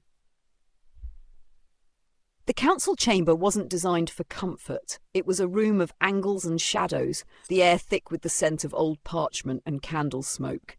A long table stretched across its centre, carved from the same black stone that lined the school's oldest halls. 4 council members were present. Not all were vampires, but all wore expressions that made Elara feel like she'd just been measured for a coffin. Cale took his place at the head. "You entered the West Wing today," he said, not bothering to frame it as a question. Elara hesitated. "We found something." Sarah stepped in before Cale could speak. "A mirror. Broken?" And she stopped herself, glancing at Elara. "Something in it." A ripple of unease passed through the room. One of the elder council members, a tall woman with hair like spun silver, folded her hands. "The Mirrorborn are not to be spoken of in front of students." "Then perhaps," Cale said quietly, "we should consider why they are finding the mirrors at all." The woman's eyes narrowed. "And perhaps you should consider what happens when too much truth is given to those who do not yet understand the cost of it." Later, as the council dismissed them, Cale walked Elara to the door. His voice was low, meant for her alone. "The word you heard, veil-bound, do not repeat it to anyone. Not yet." She swallowed. "Why? What does it mean?" Cale's expression didn't change. "It means the shadows know your name." Across the courtyard, unseen by either of them, Lucian leaned against the base of a gargoyle. He'd been at the meeting too. In the shadows, uninvited but unnoticed, his coin turned slowly between his fingers. The Mirrorborn had spoken to her.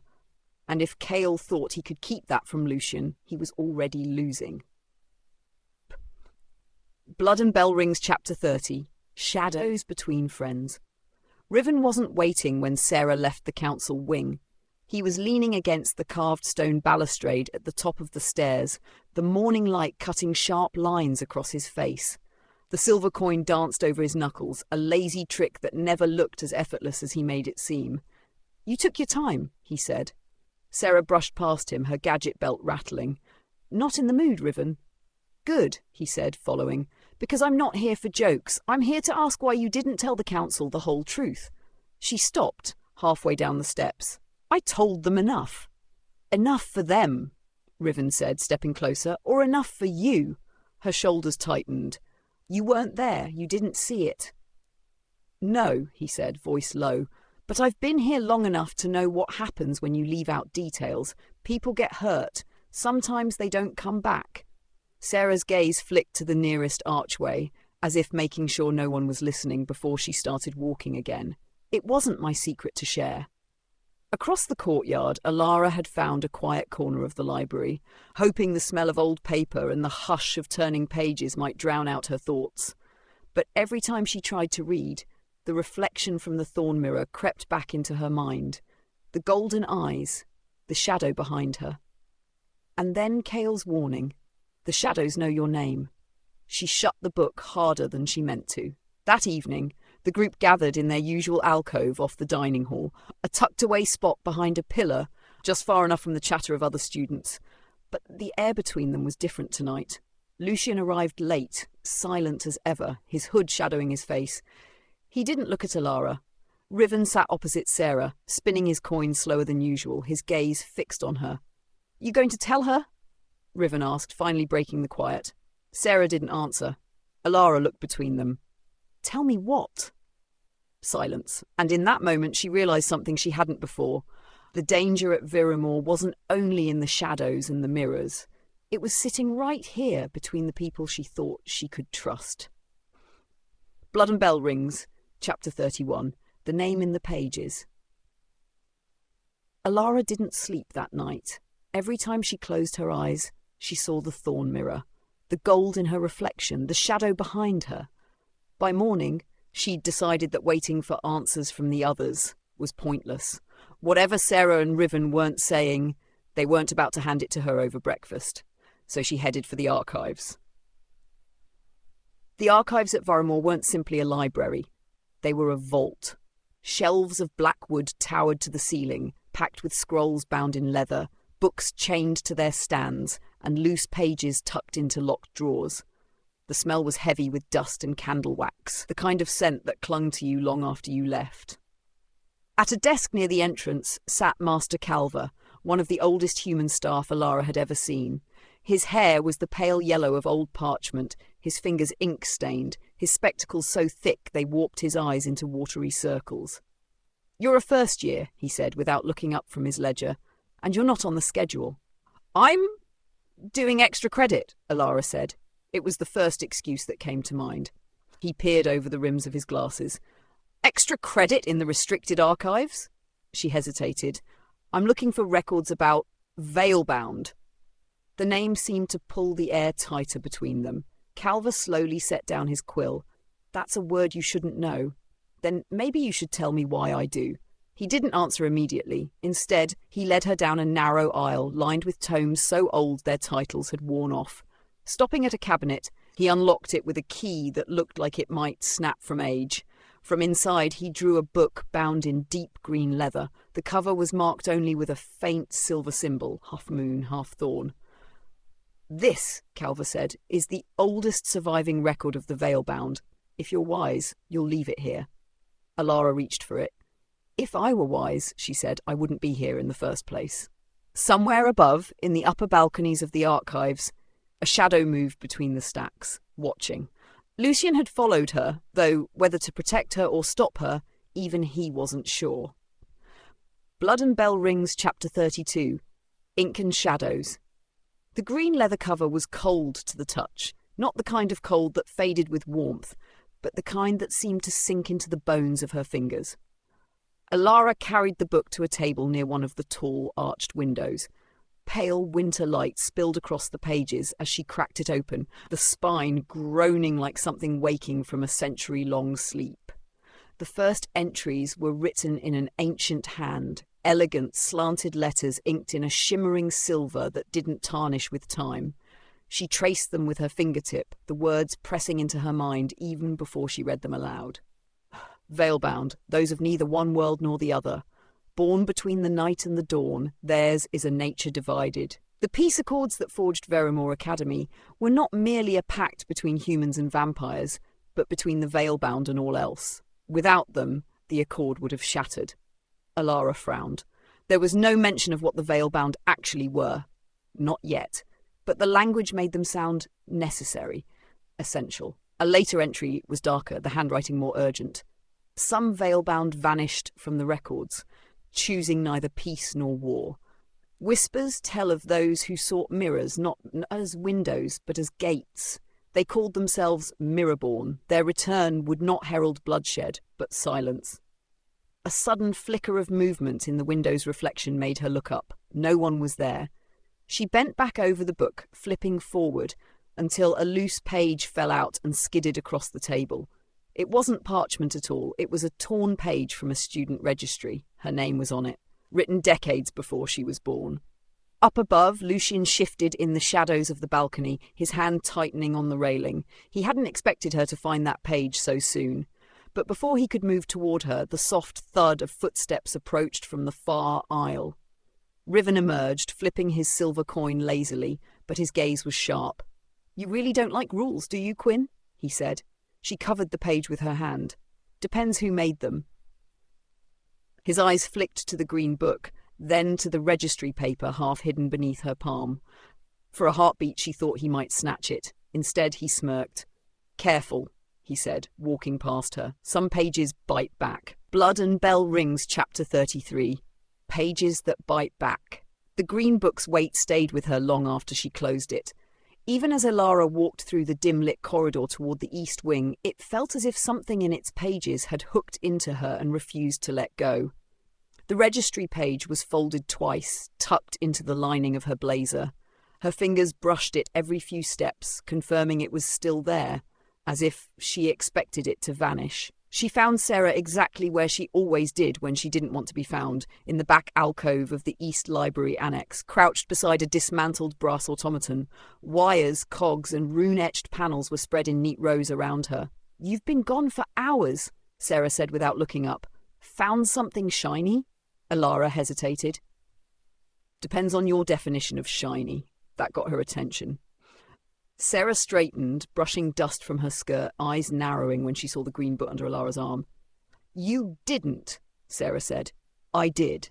Elara set it on the table, and this fell out of it. She unfolded the registry page and slid it across. Sarah didn't touch it right away.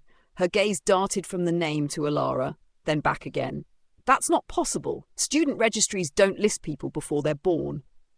Apparently they do. Sarah leaned back, biting her lip. The Thorn Mirror might have been one thing, but this is old council-level stuff, the kind of history they bury so deep no one even remembers to lie about it anymore. Before Elara could answer, a faint clicking noise echoed from the far shelves. Both of them turned. Between the stacks, a small, spider-like automaton, one of the school's surveillance drones, crouched low, its glass eyes glinting red. It froze when they looked at it, then skittered back into shadow. They're watching, Sarah whispered. They always are, Elara said.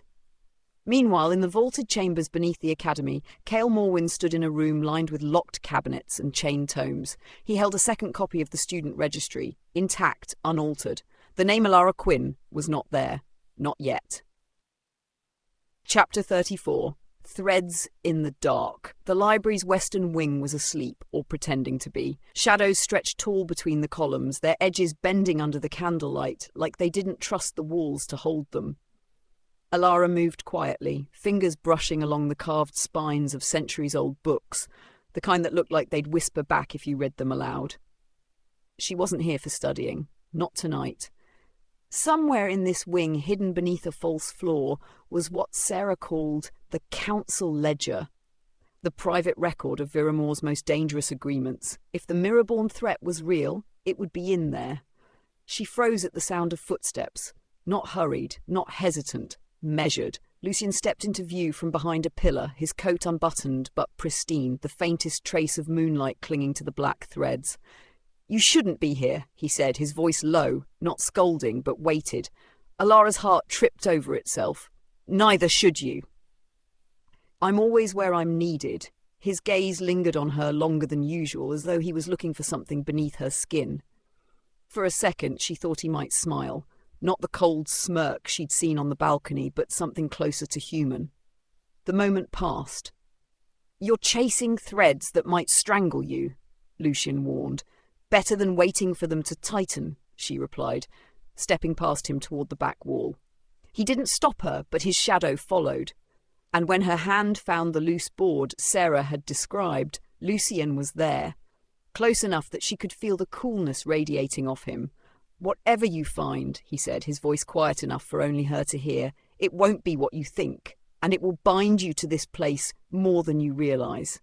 Elara looked at him. For a heartbeat, the silence between them was louder than the clock tower's toll.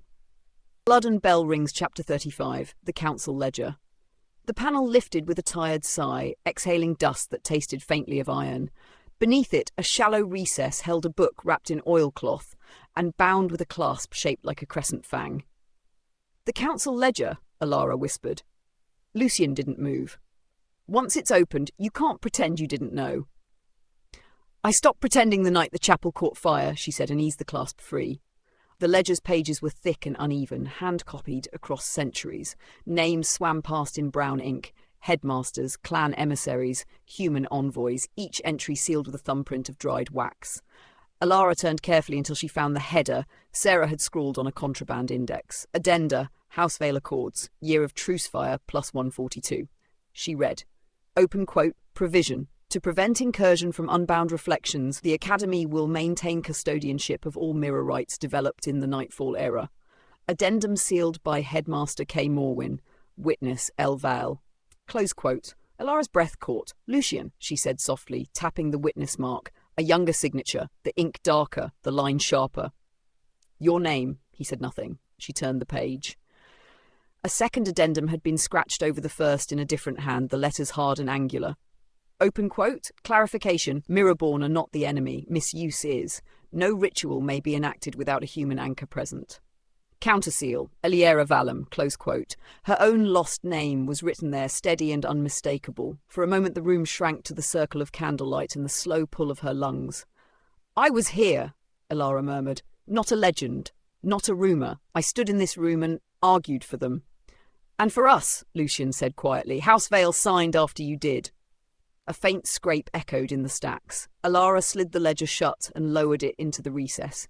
Lucian was already looking past her, listening. The sound came again, measured, patient. Footsteps that didn't bother to hide. Riven stepped out of the dark, coin glinting between his fingers. "Took you long enough," he said too lightly. "Sarah tripped 3 alarms buying you time. We should leave before the next one grows teeth." Elara hesitated. "I need a copy, something to show the council." Riven jerked his chin toward the ledger. "You've got a better plan. Bring the words, not the book." She understood. The clause wasn't a weapon. It was a promise. She lifted her palm over the page and whispered the simple binding Sarah had taught her.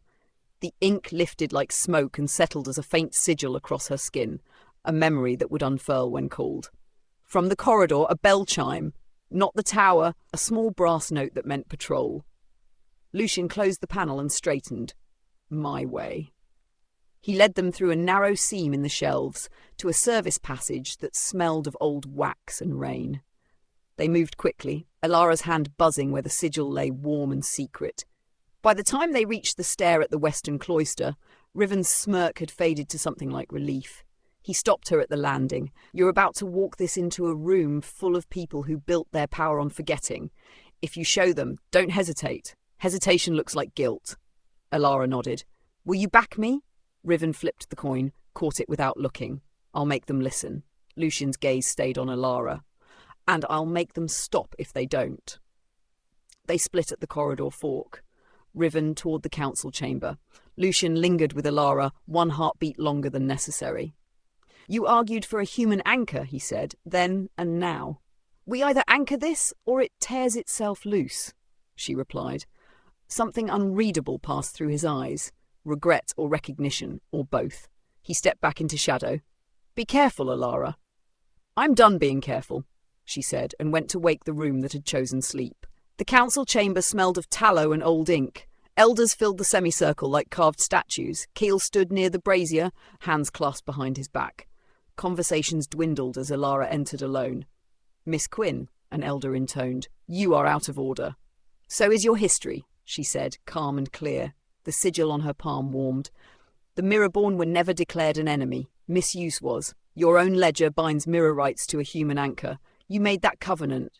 You've just stopped honouring it." Murmurs. A few sharp inhales. Kale's expression didn't change, but a muscle in his jaw did. "Proof?" the elder demanded. Elara opened her hand. Ink lifted in a thin, smokeless thread and wrote itself into the air. The 2 addenda, side by side, names shining faintly. Elval and Elara Valem. Silence, not the brittle kind, an adjusting kind, like gears slipping into an older groove.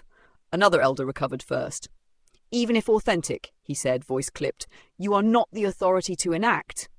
"Then I am," Riven said, stepping through the door and dropping his coin onto the table where a council seal should sit. "If we're bound by the words we swore, the path is simple. Reinstate the anchor protocol, train it properly, stop treating knowledge like tinder." Eyes turned to Kale. He regarded Elara's hovering script for a long moment, then extinguished the brazier with a soft gesture. Smoke curled, silver lit. "The covenant stands," he said at last. "We have been lax in our memory." The room exhaled. "Headmaster," the glass-eyed elder pressed. "Who anchors?" Kale's gaze found Elara's, the one who argued for it then and the one who bears it now. A ripple of protest rose. He quelled it with a look. "Under supervision, under oath, under our roof."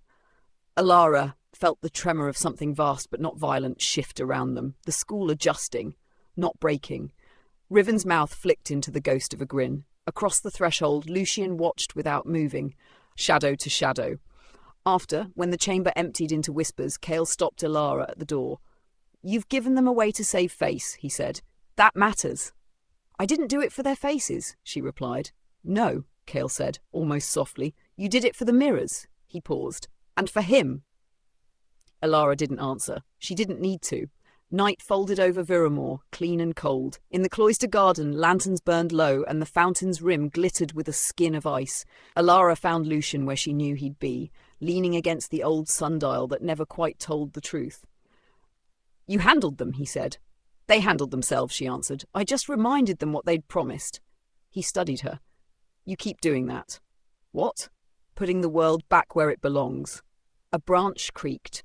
A snow-fine dusting of frost fell between them. For an instant they stood too close, breath visible, gravity unfamiliar. The moment stretched, and rightly, didn't break. Not yet. Lucian straightened first, gloved hand brushing the sundial's edge. "Training begins at dawn," he said. "Anchors need sleep." Elara smiled, tired and bright. "Then stay out of my dreams." He didn't quite smile back. No promises. She left him in the cold and went inside with the covenant warm on her palm, the path forward finally faintly written.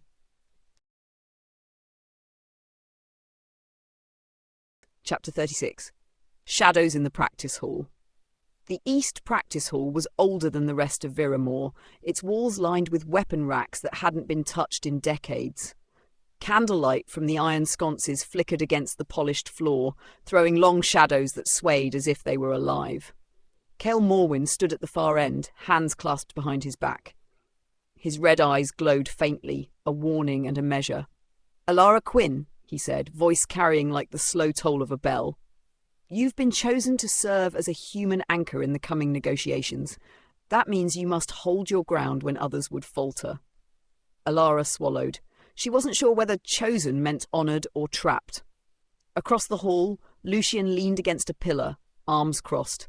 He said nothing, but his gaze followed her like a shadow that had learned to think for itself. "Anchor training begins with endurance," Cale continued. "Not of the body, of the will." He gestured to the centre of the hall, where a circle of salt and silver dust had been laid out. Sarah stood off to the side, chewing her lip, gadget belt slung over her shoulder. "You're seriously letting her stand in that? I thought that's for testing whether you can face what you fear most," Riven cut in, flipping his silver coin. He caught it without looking, smirking. "Or who?" Cale ignored them both. "Step inside, Miss Quinn." The moment Elara crossed the line, the air changed. The scent of cold stone and rain was replaced by something sharper, iron, and the faint trace of roses long dead. Shadows thickened until the sconces seemed dim, their flames bowing low. She blinked, and the hall was gone. Now she stood in the sunken courtyard, only it wasn't dead roses that filled the beds. It was blood-red blooms, breathing in and out like they had lungs. From behind her came the sound of footsteps. Slow, deliberate. "Elara?" The voice was Lucian's, but when she turned, his eyes were not the calm, guarded blue she'd seen before. They were molten gold, bright enough to burn. Her breath caught. She wanted to speak, but the thorns from the roses had begun creeping off the flagstones toward her boots. "Hold!" Cale's voice reached her from somewhere far away. She forced herself to stay still as the roses wrapped around her ankles. Pain flared, but she didn't cry out. Not even when the gold in Lucian's eyes seemed to flare with something, almost hungry. And then, just as suddenly, the hall returned. The circle lay unbroken around her, though her legs shook. Cale nodded once. "You'll do." Riven's smirk faded, just slightly. Sarah darted forward, catching Elara's arm. "You okay?" Elara nodded, though her pulse was still racing. She could feel Lucian's gaze on her, and when she met his eyes, there was something different there.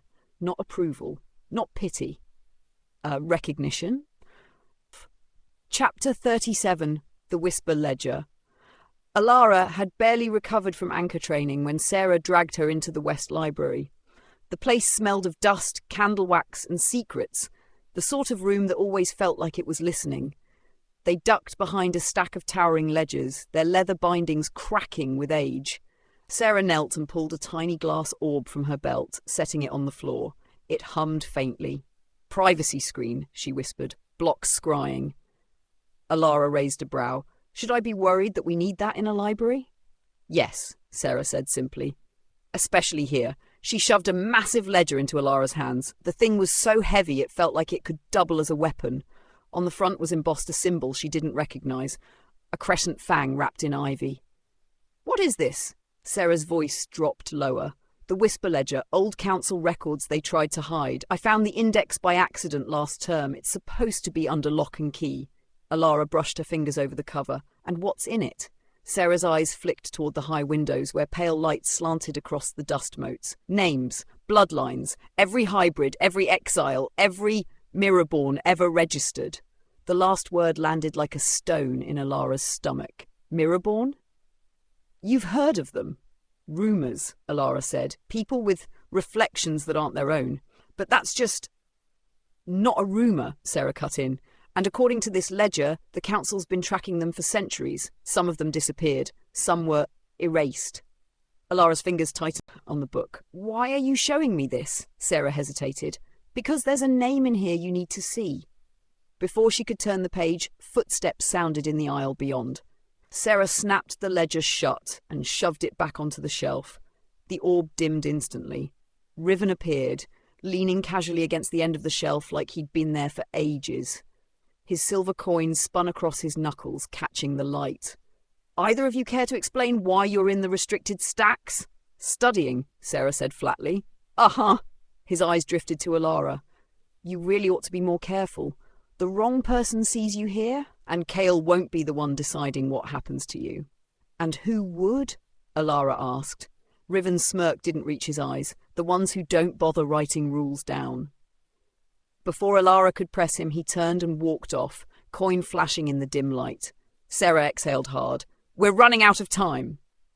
That night, Elara couldn't sleep. She slipped from her dorm, moving through corridors bathed in moonlight. Her steps took her toward the sunken courtyard, though she couldn't explain why.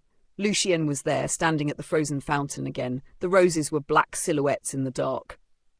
You shouldn't wander alone, he said without turning. Neither should you, she countered. A faint smile touched his lips, visible even in the shadows. I don't wander, I wait. For what? His gaze shifted to her, the blue of his eyes glinting under the moon. For things that shouldn't exist, to prove they do. Elara's pulse quickened. And if they do? Lucien stepped closer, his voice low. Then I protect them, whether they want me to or not. The space between them felt like the edge of something dangerous, and for the first time, Elara wondered if danger was the point. 38. A coin in the dark morning came in shades of steel. The Academy's windows, slick with condensation, made the world outside look like a faded painting. Soft edges, blurred lines, nothing certain. Elara barely touched breakfast. Her mind kept drifting back to the Whisper Ledger and the name Sarah hadn't been able to show her. Across the dining hall, Lucien sat at the far end of a long oak table, alone as always, posture sharp and still as a portrait. A few students glanced his way, but no one dared to approach. He looked like someone who could turn conversation into confession without even asking. Beside him, the seat remained conspicuously empty. She wondered if that emptiness had a history. A hand dropped onto her shoulder. Still daydreaming?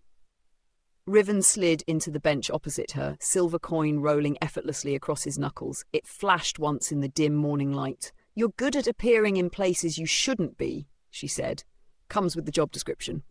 What job? He smirked. Depends on the day. Right now? Watching you. Before she could respond, he flicked the coin into the air. It spun, catching every sliver of light in the hall before landing perfectly flat in his palm. But instead of closing his fist, he turned it over, letting her see what was carved into the metal. Not a standard mint. Not currency. A crescent fang.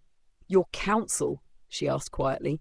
Not yet, he said, but they've got me on the leash, which means when they tug, I go. And lately, his gaze flicked toward Lucien, they've been tugging a lot. What does that have to do with me? Everything, Riven said simply. You're an unregistered unknown. You show up here, start poking around in the wrong places, and the council starts sniffing. They're not patient people. Her stomach tightened. And you? I'm patient, he said, leaning forward, but patience runs out. The day's lectures passed in a haze. Elara found herself replaying every conversation she'd had since arriving, every glance, every pause that felt loaded. By late afternoon, she found Sarah in the east courtyard, surrounded by a mess of gears and rune-etched glass. You think Riven knows about the ledger? Elara asked. Sarah didn't look up from her work. If he doesn't, he will. And if he does, She gave a short laugh. Well, let's just say it's easier to steal from Kale than from Riven. Elara thought about the silver coin, the way it gleamed like it knew secrets. I think he's trying to warn me. Or he's trying to see how much you'll tell him, Sarah said. Careful, Elara. Here, the difference between an ally and a trap is timing. That night, Lara wandered the library again, but not to find Sarah. She found Lucian instead. He stood in the shadow of a high-arched window, the moon painting his black coat in pale silver. You've been watching me, she said. Yes. Why? Lucian's voice was almost too quiet to catch. Because I know what it's like to be hunted before you know why. The words caught her off guard.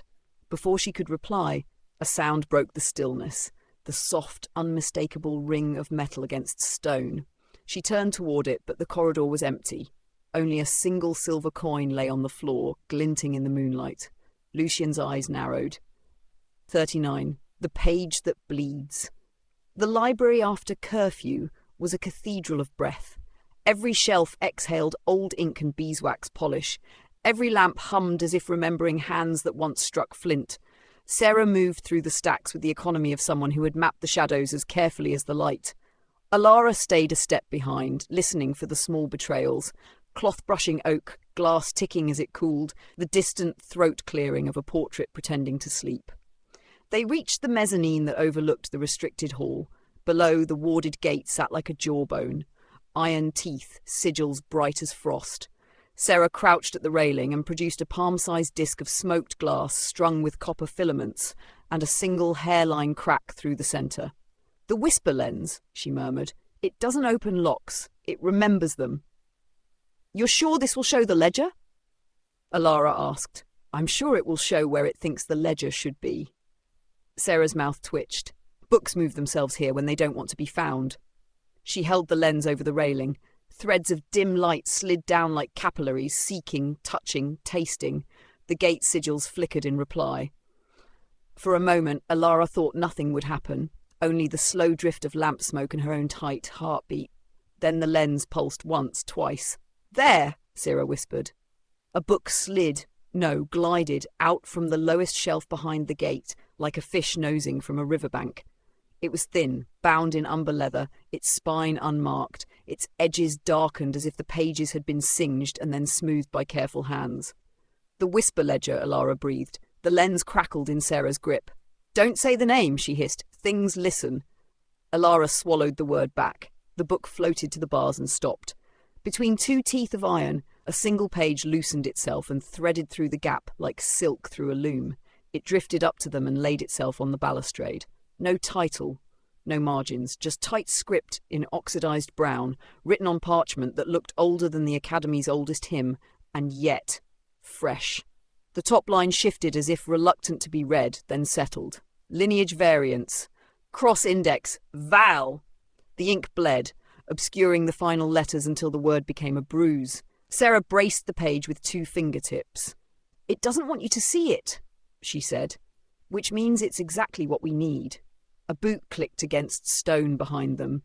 Need, Riven drawled, is a word that makes thieves feel like archivists. He stood in the archway, coin dancing an easy pattern across his knuckles. No crest tonight, no robe, just shirt sleeves rolled to the forearms and that half-bored look that always seemed to arrive a breath before trouble. Sarah didn't flinch. You followed us. Hard to follow people who move this loudly, he said, tilting his head toward Elara's shoes. Those souls could wake a mausoleum. Elara slid the page closer to her body. If you're here to report us. If I were here to report you, he said, we wouldn't be talking. He came to the railing, eyes dropping to the parchment. For once, the coin stilled. Is that what I think it is? That depends, Sarah said. Do you think it's a grocery list? He almost smiled. I think it's a death sentence written like a genealogy. Elara felt the page thrum under her hands. It mentioned veil-bound and something else. Of course it did. Riven's gaze flicked to the iron gate below. The ledger doesn't record names, it records debts. Oaths, the kind that stain a bloodline until someone pays them off or burns the line to ash. Sarah lifted the lens again. Help or go, she said. I can't hold this much longer. Riven studied Elara, not Sarah. If I help, you owe me a truth. Which one? Elara asked. The next one, he said softly. She nodded. He stepped beside Sarah, rolled the coin over the seam of the lens, and murmured something that felt like a hinge turning. The lens brightened, the page steadied. For a heartbeat, the script sharpened into clarity. No smudges, no bleeding. Elara Quinn, alias Masked. Cross-index Elara Valem erased entry, censored by Council Decree 147. Oath in arrears. Truce fire. Custodian, Morwyn contested. Adverse claim, House Vale, sealed. Elara's mouth went dry. Adverse claim? Riven didn't answer. His glance dropped instinctively to the far end of the hall, to the empty window bay where Lucian sometimes stood as if part of the stone. Sarah touched the line about truce fire. The ink hissed and recoiled. There it is again, she whispered. Every breadcrumb we follow ends at the same word. Oath fire, Riven said, like the night they ended a war by burning the promise that kept it alive. He tapped the entry marked Custodian. And this is the part that gets people killed. Kale, Elara said. Contested, Riven corrected, which means someone else lodged a claim. House Vale sealed it. No one seals things unless they're either ashamed or planning to use it later. Sarah shot him a look. You said you weren't counsel. I said I wasn't seated, he replied. There's a difference. The page warmed beneath Elara's palms as if resenting the cold air. She forced herself to breathe. If Kale is custodian and House Vale filed a claim, what am I to them? Riven's answer was precise. Leverage. The lamps along the mezzanine guttered, 1, 2, 3, as if a hand pinched their wicks. A colder dark climbed up from the banister. The iron gate below let out a sound like a string pulled too tight. Sarah's eyes widened. We've got maybe 30 seconds before the ward notices its missing tooth. Riven held out his hand. Give me the page. Elara didn't move. You'll keep it. I'll keep you from being eaten by a lock, he said. Different problem. The railing under their hands vibrated. Down below, the ledger slid back into its shelf without touching the ground, a courteous retreat that felt like a warning. The freed page bucked. Elara shoved it into Sarah's satchel.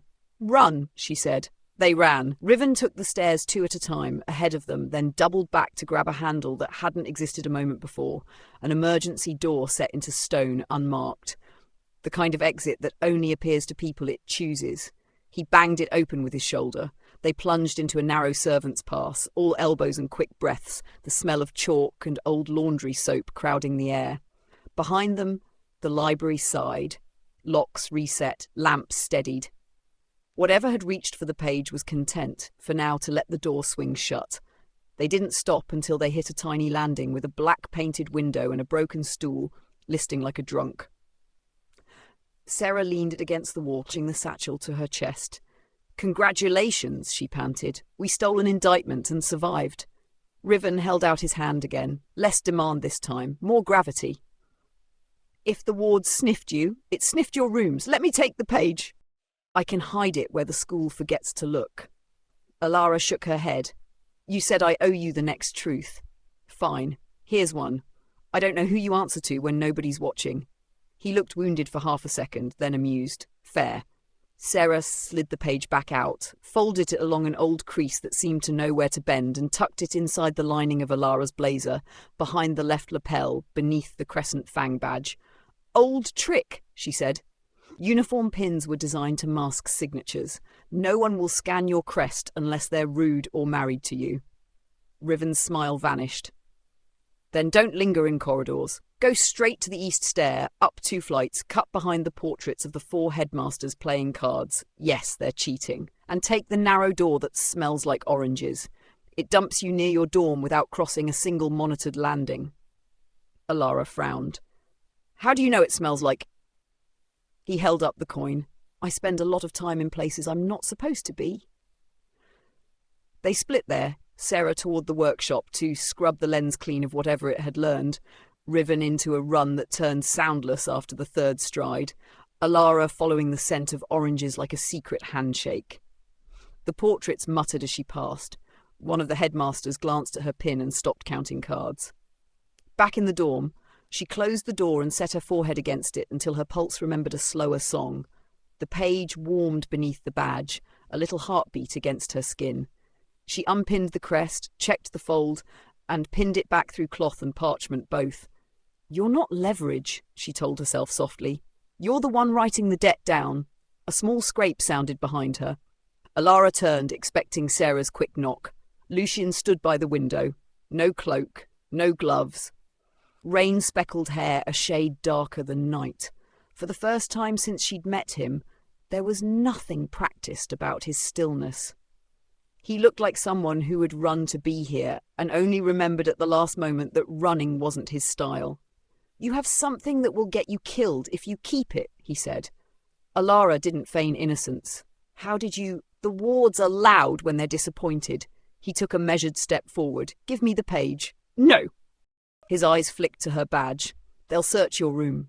"They'll search yours first," she said, "and they'll be polite about it." A muscle in his jaw ticked. "I won't hand you to them." "You won't have to. I didn't come here to be handed." They stood a breath apart, the whole room held together by the 4 inches between them and the knowledge neither would give. Outside, the rain thinned to a hiss against slate. In the corridor, a late bell tolled, 1 note only, the Academy's way of acknowledging a choice made somewhere inside it. Lucian spoke first, voice low. "The adverse claim in the ledger, my house, it isn't mine." "But you could use it," she said. "I could refuse it," he countered. "That's the difference between us and our ghosts." He reached out, not for the badge, for the chair by her desk, and pulled it gently toward the door. "Block the handle. If the proctors knock, you'll need a breath to hide what you shouldn't own." So she moved the chair into place. He didn't step closer. He didn't step back. "Riven is not your enemy," he said. "He isn't your friend either. He's a man with a rope in each hand and a drop beneath his feet. If you ask for help, he'll give you the rope that keeps you alive. You just won't know which rope that is until later." "And you?" she asked. "I let go," he said, almost smiling. "It's how I ended up breathing." His hand hovered as if it wanted to find her sleeve and think better of it. He let the space fill with a quiet neither of them had earned. "I won't let them write you down," he said. "Not in ink I don't trust."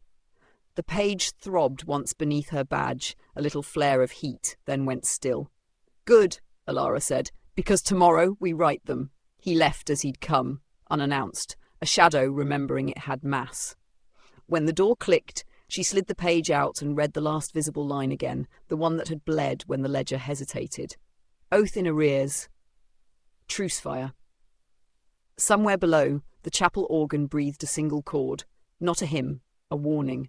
Elara repinned the crest, lay down without undressing, and stared at the ceiling until the plaster lines looked like rivers on a map. If an oath could be owed, it could also be paid. Not with blood, not this time. With choice. Outside, the rain finally stopped. In the quiet that followed, the school seemed, for a heartbeat, to listen for the sound of a page turning. Blood and Bell Rings, Chapter 40. Whispers in the Council Hall. The council chamber of Viremoor was built for intimidation. The ceiling soared so high the lantern light couldn't reach it, and the marble floor was polished to a sheen that reflected the cold expressions of those seated at the long curved table. Every chair was carved from black wood, inlaid with a silver crest, a crescent fang at its centre. Tonight, all 12 seats were filled. Cale Morwen's gaze swept the room like a blade. His coat hung from his shoulders in sharp, perfect lines, the silver thread embroidery catching faint light from the sconces. The air in the chamber was stale with the scent of parchment, candle wax, and something metallic. "You have all heard the reports," Cale began, voice calm but heavy. "There was an incident in the restricted library last night." Riven leaned back in his chair near the far end, the only one who looked even remotely at ease. "Incident's a soft word for it. Let's call it what it was, a breach." Whispers broke out, silenced instantly by a glance from Cale. "The Mirrorborn records were disturbed," he continued, "but not destroyed. More concerning is who was in the room when the wards were tripped." "Lucian Vale," said a pale councilwoman with eyes like polished steel. "And the new girl, the human." At the word, a faint hum of disapproval filled the room. "She has a name," Lucian said, voice carrying just enough steel to cut through the noise. "And she did not breach anything. She was following me." "Following or leading?" The question came from Councillor Veyron, a gaunt vampire whose political survival was built entirely on doubt. "Her arrival has coincided with too many anomalies." "Anomalies that you failed to contain," Riven cut in, tone as lazy as his posture. "Maybe stop blaming the girl and start asking why your own wards are failing." A ripple of offence passed through the table, but Riven didn't flinch. Cale let the silence stretch until the air itself seemed to tighten. "Whatever the cause," he said at last, "this is no longer a matter for whispers in corridors. The Mirrorborn are not folklore. They are not a ghost story to frighten novices. They are here." The chamber felt colder. Councillor Veyron's knuckles whitened against the table. "Then the question is simple. Do we act now or wait until they draw first blood?" Lucian's eyes flickered just once toward Cale. "They already have," he said quietly. Blood and Bell Rings, Chapter 41, Shadows in the Halls. The sound of the council bell still echoed in Elara's head by the time she and Sarah reached the student wing. The air was thick, not with weather, but with the weight of things unsaid. Students lingered in clusters near the tall arched windows, speaking in low voices, the kind of conversations that stopped mid-sentence when anyone unfamiliar walked by. "Something's up," Sarah murmured, glancing at a group of upper-year vampires who were staring far too openly. "I mean, more than the usual, you're the only new human in a decade kind of attention." Elara tried to shake the feeling. "It's probably just council politics. Cale was in a meeting." "That wasn't a meeting," Sarah cut in, voice tight. "When the council convenes at night with all 12 seats filled, that's war talk." Elara's stomach tightened. The Thorn Mirror's rippling glass came back to her, Lucian's shadow standing where no one had been. She'd told no one, not even Sarah, what it had shown her in that heartbeat. They turned a corner into the East Hall and stopped. Lucian was there, leaning against a column, half hidden in shadow. His eyes met Elara's, holding them with a quiet intensity that made the corridor feel narrower. "Vale?" Sarah greeted, tone laced with her usual distrust. Lucian didn't look at her. "Walk with me," he said to Elara. Sarah gave Elara a do-not-trust-him look, but stayed back. They moved in silence until they reached one of the side cloisters overlooking the courtyard. Pale moonlight cut across Lucian's face, sharpening the lines of it. "You were seen in the library," he said, voice low. "I didn't." "I know," he interrupted, and for a fraction of a second there was something softer in his expression. "But they won't care what you didn't do. They're looking for a reason." "To what?" she asked. His gaze didn't waver. "To decide what you are." Something in the way he said it sent a shiver down her spine. She felt the urge to step closer, to ask what he saw when he looked at her. But before she could, the great bell rang once, distant and hollow. Lucian's eyes flicked toward the sound, then back to hers. "Stay out of the West Wing," he said, turning away before she could ask why. Chapter 42. Whispers Through the Veins. Riven Drake didn't like the council chambers. Too polished, too quiet, the kind of place where people smiled with their mouths and lied with their eyes. He wasn't supposed to be here, not tonight. But supposed to, and Riven had never been on speaking terms. From the narrow gallery above, hidden behind a lattice of carved ebony, he could see the 12 council seats arranged in a perfect semicircle. Each member sat draped in black and silver, their insignia gleaming faintly in the candlelight. Cale Morwyn stood at the centre, hands clasped behind his back. "Unrest among the students is a symptom, not a cause," one of the elders was saying. "We have her now. We must decide." Her, Elara. Riven leaned forward slightly, the silver coin rolling over his fingers. "Decide what?" he muttered under his breath. Another voice, cold, measured, answered from the chamber floor. "If she is to remain, or be transferred." The word carried more weight than it should have. Transferred was council code for something far less bureaucratic. Cale's reply was calm, but Riven caught the steel under it. "No decision will be made until her status is clear." Status. Another euphemism, and one the council seemed far too eager to define on their own terms. Riven slid back from the lattice, careful not to make a sound. As he moved down the servants' stairwell, his thoughts were already racing. If they wanted Elara gone, or worse, he needed to know why. He found Elara later in the library, a stack of books in front of her, moonlight spilling through the high windows. She didn't hear him at first, too absorbed in whatever she was reading. "Careful," he said, leaning against the nearest shelf. "If you read too much about this place, you'll start thinking you can survive it." She glanced up, half smiling despite herself. "And you're here because?" "Because I don't like the company you're keeping," he said. nodding toward the balcony outside where Lucian was visible in silhouette. Her expression shifted.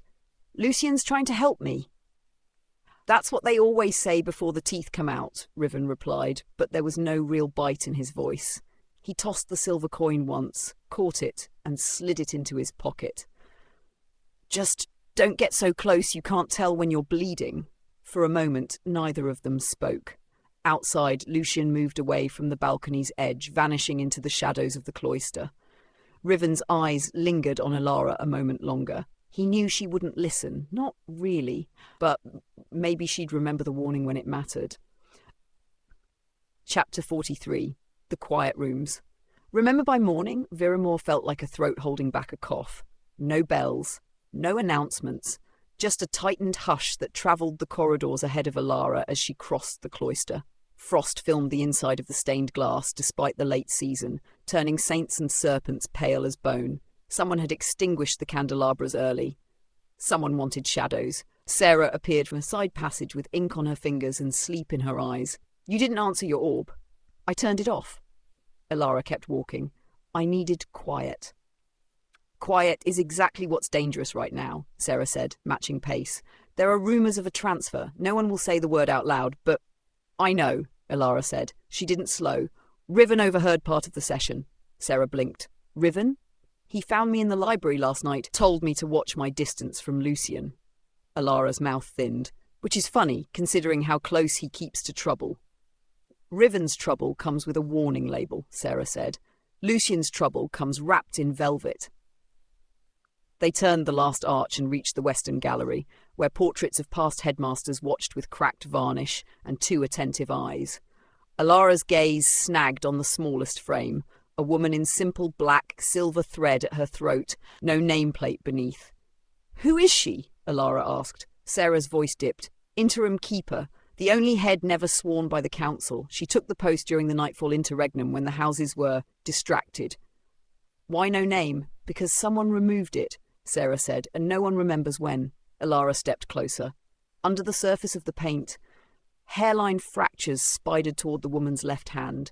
In the corner of the canvas, faint as breaths on glass, a sigil bled through the varnish, a circle split by a vertical thread. The same thread Elara had woken with not long ago. "It's a loom mark," Elara whispered, from the weaving room. Sarah's eyes sharpened. Then she wasn't just an interim, she was bindery. Elara turned, decision settling like weight into bone.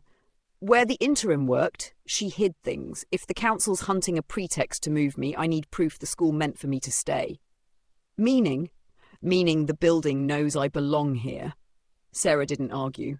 She sighed once, dragged a smudge of ink across her brow and nodded toward the far stair. "Then we don't go down. We go up."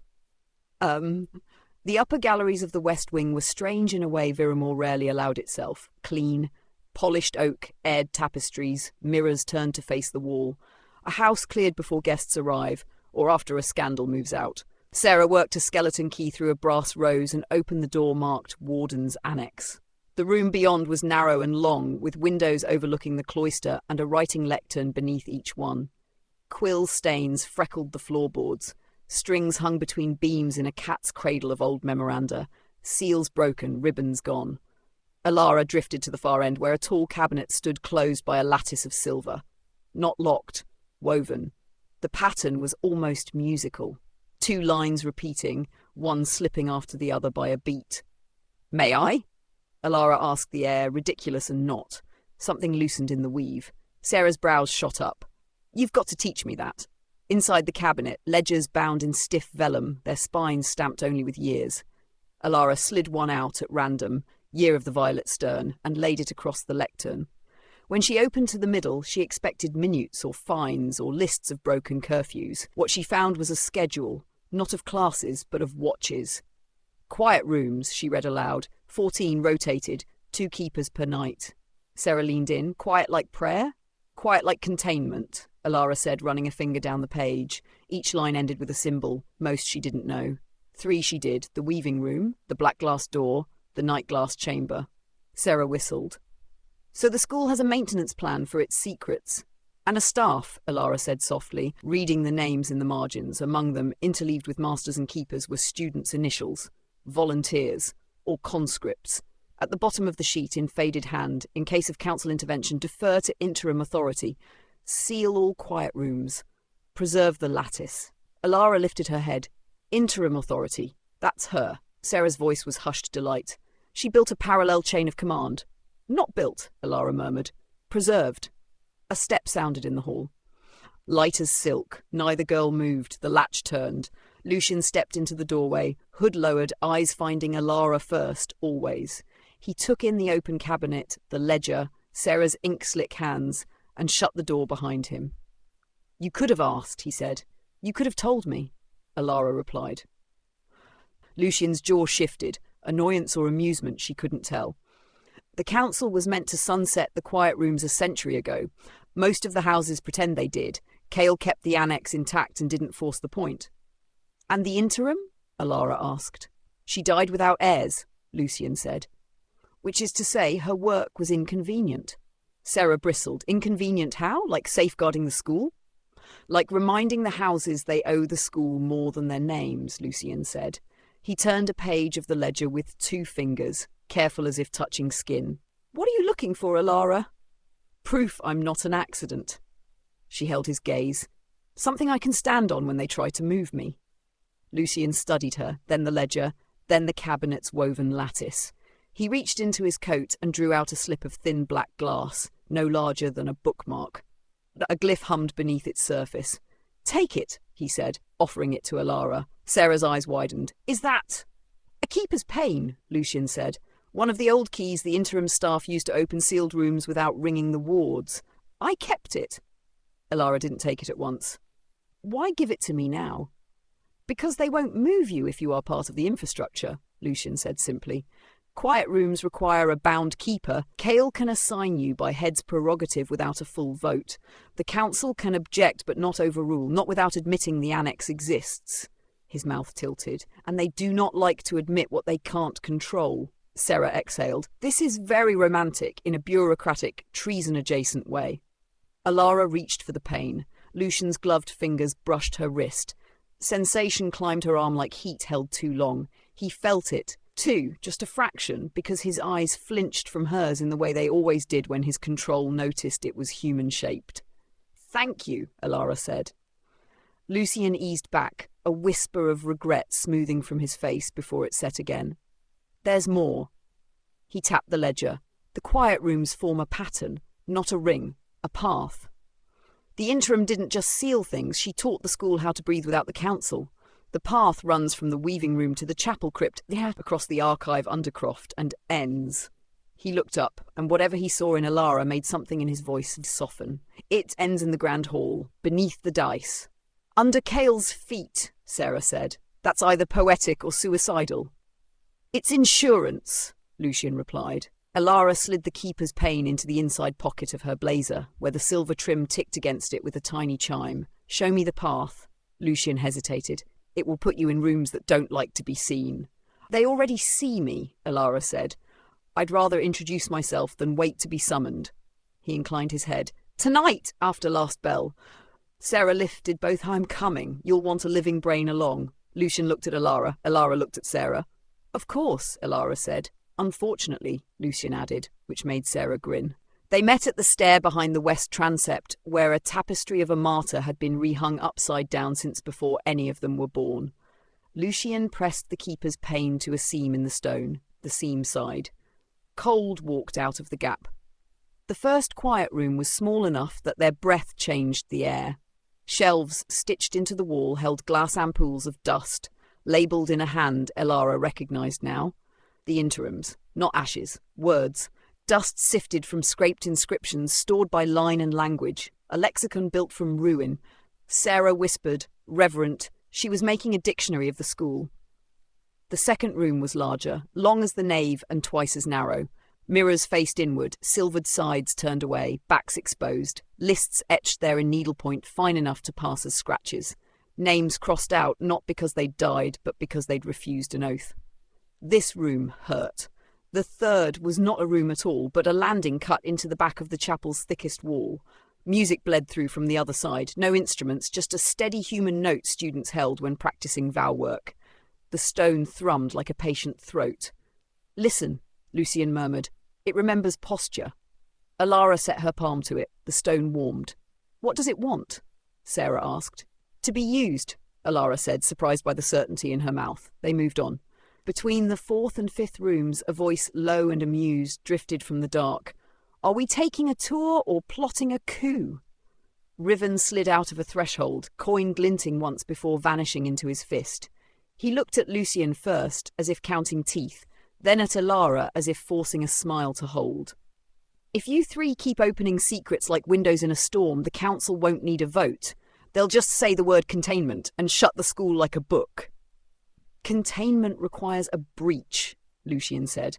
We're mending. Is that what we're calling it? Riven tipped his head toward Elara. You realise every quiet door you touch leaves a signature. If they want a case, you're writing it for them. I'm writing a counter case, Elara said calmly. This annex proves the headmaster has alternate authority.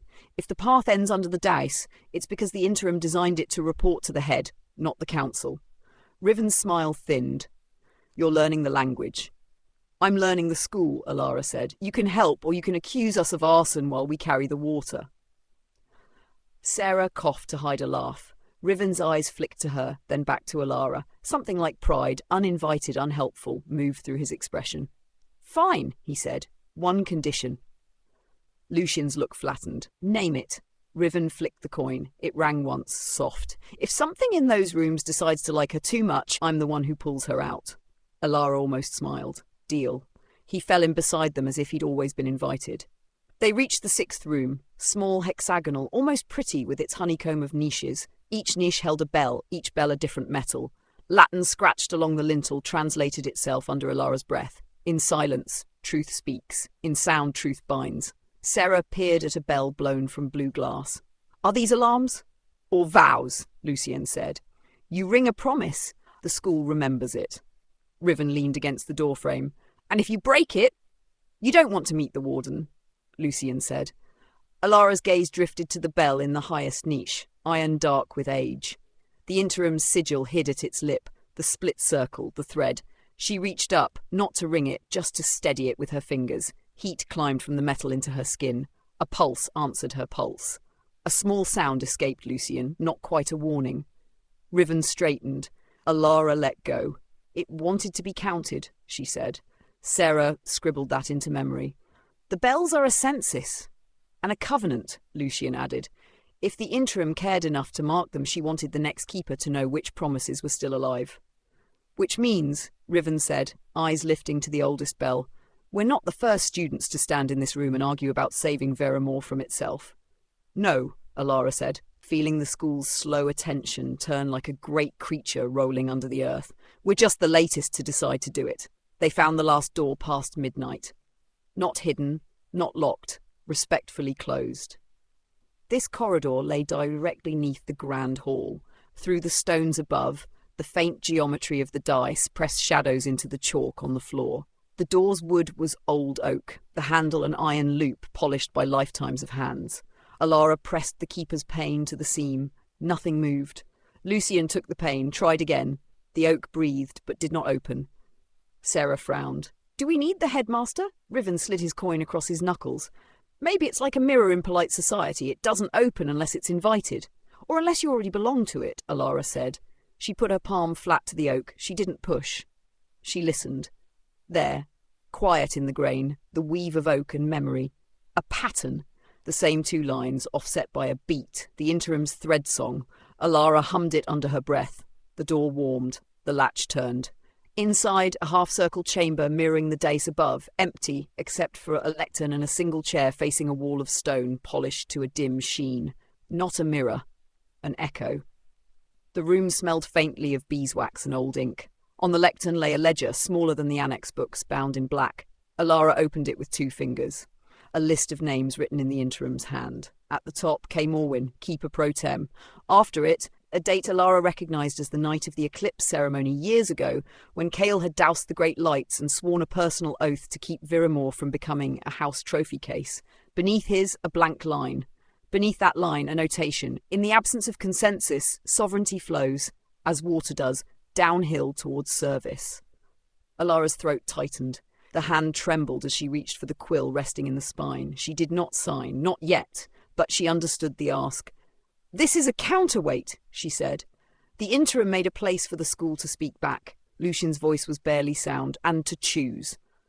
Riven studied the polished wall, face reflected there in a smear of light. "Careful. Choose is a word with teeth." Elara closed the ledger.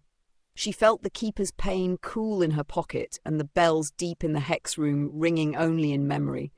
She wasn't safer than before. The council would still look for leverage, the houses would still loathe ambiguity, and Kale would expect her to be braver than she wanted to be. But the school had given her a path. Not to break anything, but to bind what mattered on terms older than politics. She turned to the three of them. Sarah, ink-stained and intent, Riven slouched like a knife, sheathed only out of courtesy, Lucian, the one shadow she never feared. "I won't be moved," Elara said. "Not by decree, not by rumour. If they want me gone, they'll have to say out loud what they're afraid of, and I'll still be here." "Good," Riven said, as if that settled something inside him he hadn't wanted to name. "Because they're going to try." Lucian did not smile. He took one step closer than was wise. The air thinned, not with danger, but with the shape of a possibility neither of them would touch yet. His voice was soft enough that only she heard it. "When the time comes," he said, "you won't stand alone at that lectern." She didn't ask if he meant himself. She already knew. Above them, unseen, the Grand Hall's dice groaned as if shifting its weight. Far off, a single bell answered. A small one, from a quiet room they'd already left behind. Sarah blew out a breath she'd been holding for minutes. "All right," she said briskly, eyes bright with the thrill of a map newly understood. We put this in writing, we file it where Kale can find it and where the council can't erase it. Then we go to breakfast and act like we slept." Riven was already at the door. "And after breakfast?" Sarah grinned. "We start ringing the right bells." Elara slid the black ledger back into place and let her palm rest once, briefly, on the polished stone that held the room's echo. It warmed beneath her hand. "I'm not a mistake," she said to it quietly. "I'm the choice." The room remembered the word and kept it. Chapter 44. Shadows in the Quiet Rooms. The quiet rooms were nothing like their name. Elara had expected silence, stillness, maybe even comfort. Instead, the air here seemed to vibrate with a low hum, the kind that you felt more than heard. The corridor was narrow, stone walls lined with iron-banded doors, each marked by a number in fading gold paint. "This is where they keep the troubled ones," Sarah whispered, leading her down the dim hallway. "Students who break rules that aren't written down, rules that matter more than the ones that are." Alara's steps slowed. "And why are we here?" Sarah glanced at her, a flicker of guilt passing across her face. "Because if the council's about to tighten its grip, this place is going to fill up fast, and some of them don't deserve to be here." They stopped outside a door halfway down the hall. From behind it came a faint sound, not quite a voice, not quite a sigh. Elara reached for the handle, but Sarah's hand shot out, stopping her. "If we open it, the ward will mark us." "Mark us for what?" Elara asked. "Attention." Before Elara could press further, a shadow passed at the far end of the corridor. It was tall, deliberate, and unmistakable. Lucian. He didn't speak, he just stopped, his eyes catching hers in the half-light, something sharp and unreadable in them. For a moment she thought he might walk away without a word. Instead he said, "Some doors here stay closed for a reason, Miss Quinn, even if you think you're ready to see what's behind them." The hum in the air seemed to deepen, pressing at her temples. And then he was gone. Meanwhile, in the council chambers, Riven sat stiff-backed in one of the carved chairs, his fingers drumming against the armrest. He hated these meetings, the stale scent of incense, the way the red-stained glass filtered the light until it felt like sitting in a pool of wine. Kale stood at the centre of the room, speaking to the older members. "We cannot afford fractures now. The mirror-born matter has been quiet for months, but quiet does not mean gone." One of the elders, a gaunt vampire with hair like frost, glanced toward Riven. "And what of the half-blood? You've been grooming him for something, Kale." "Council duties," Kale said flatly. Riven's jaw tightened, but he said nothing. Not yet. Later that evening, as Elara and Sarah left the quiet rooms, the corridors seemed emptier than before. The shadows stretched longer, pooling at the edges of the torchlight. They passed the eastern cloister, where the bell tower loomed high above, and there, leaning against the cold stone, was Lucian. He didn't look at Sarah. His gaze was locked entirely on Elara. "Careful," he said softly. "You keep going where you're not supposed to, and you might find yourself behind one of those doors." His voice was warning, but beneath it something else lingered, something that made her heart beat a little too fast. Chapter 45. The Unspoken Bargain. The council adjourned at dusk.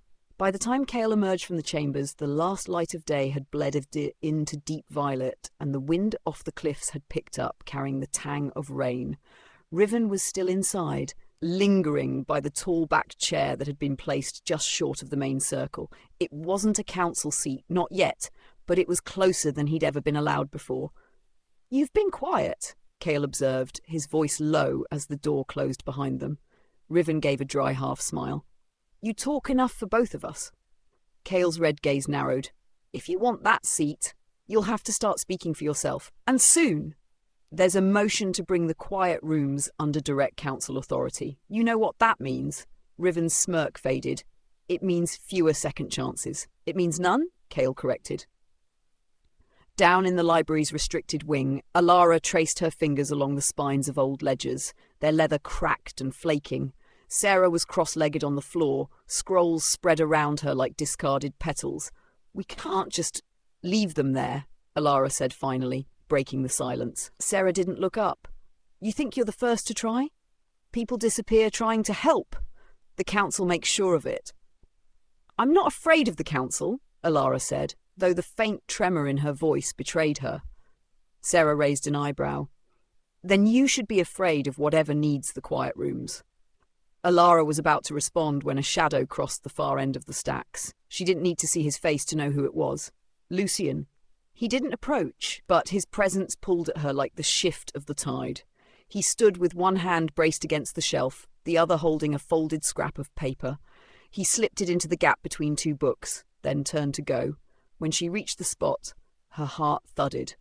The note was addressed in a sharp, elegant hand. "If you want answers, meet me in the East Tower at midnight." That night, rain slicked the stones as Elara climbed the winding stairs of the East Tower. She found Lucian by the balcony, the same one he had watched her from on her first day. The storm churned behind him, lightning catching the edges of his hood. "You're not supposed to be here," he said, but his tone held no real reproach. "You left me the note." A pause. "I left you a choice." The silence between them was charged, the air thick with rain and the faint scent of roses from the courtyard below. He stepped closer, close enough that she could see the faint glow in his eyes. "This school has rules for a reason," he said quietly. "Break them, and you'll learn truths you can't unlearn." She met his gaze steadily. "Maybe I'm ready to know them." For a fraction of a second, something softened in his expression, before he turned away, pulling his hood tighter. "Not tonight," he said, "but soon." Chapter 46. Shadows on the Stairs. The rain had stopped by morning, but the stone steps leading up to the council chamber still slick, catching pale streaks of sunlight. Elara climbed them with Sarah at her side, their steps echoing in the cavernous hall. "You sure you want to be up here?" Sarah whispered. "This is where trouble starts." Elara didn't answer. She wasn't here to argue. She was here because Lucian's words still lingered in her mind from the night before. Not tonight, but soon. At the top landing, the heavy double doors stood half open. Inside, voices rolled like distant thunder. Elara edged closer to the gap, catching sight of Riven standing inside the chamber.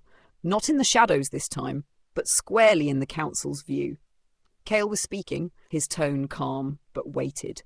"The quiet rooms require immediate consolidation under our authority. We can no longer allow unsupervised intervention." A thin, sharp-featured vampire leaned forward in his seat.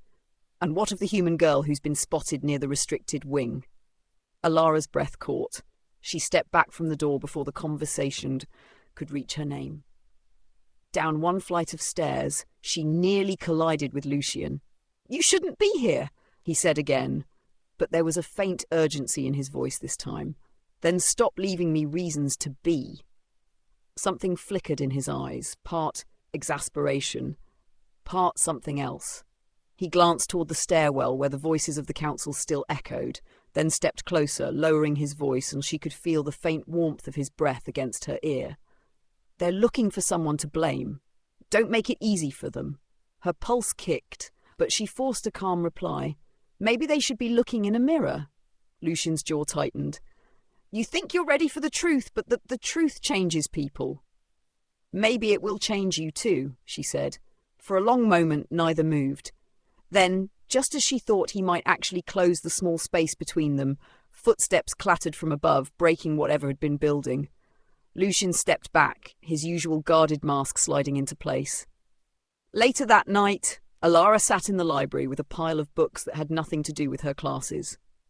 Sarah had fallen asleep over her notes, and the only other sound was the faint hum of the enchanted lanterns. Somewhere deep in the stacks, the old brass clock struck midnight. Elara didn't move, but her thoughts kept drifting back to the East Tower balcony, to the rain, and to how close Lucian had stood. For the first time since arriving at Viremoor, she admitted to herself that she didn't just want answers, she wanted him to give them to her. Chapter 47. The Council's Gambit. The council chamber had emptied by the time Riven stepped into the corridor. He looked like someone who had just won a hand of cards no one else knew was being played. Lucian was waiting for him by the arched window at the far end. You spoke, Lucian said flatly. Riven flipped his silver coin once, catching it with a smirk. And they listened. The quiet rooms are now under conditional oversight, which means half of them answer to me. Lucian's gaze hardened. That was reckless. Reckless, Riven said, leaning closer, is letting the wrong people run the wrong secrets. Down in the lower stacks of the library, Elara traced her fingers along the spine of a book older than the Academy itself.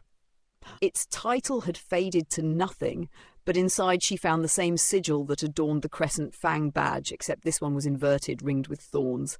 She turned another page and found an illustration of the quiet rooms.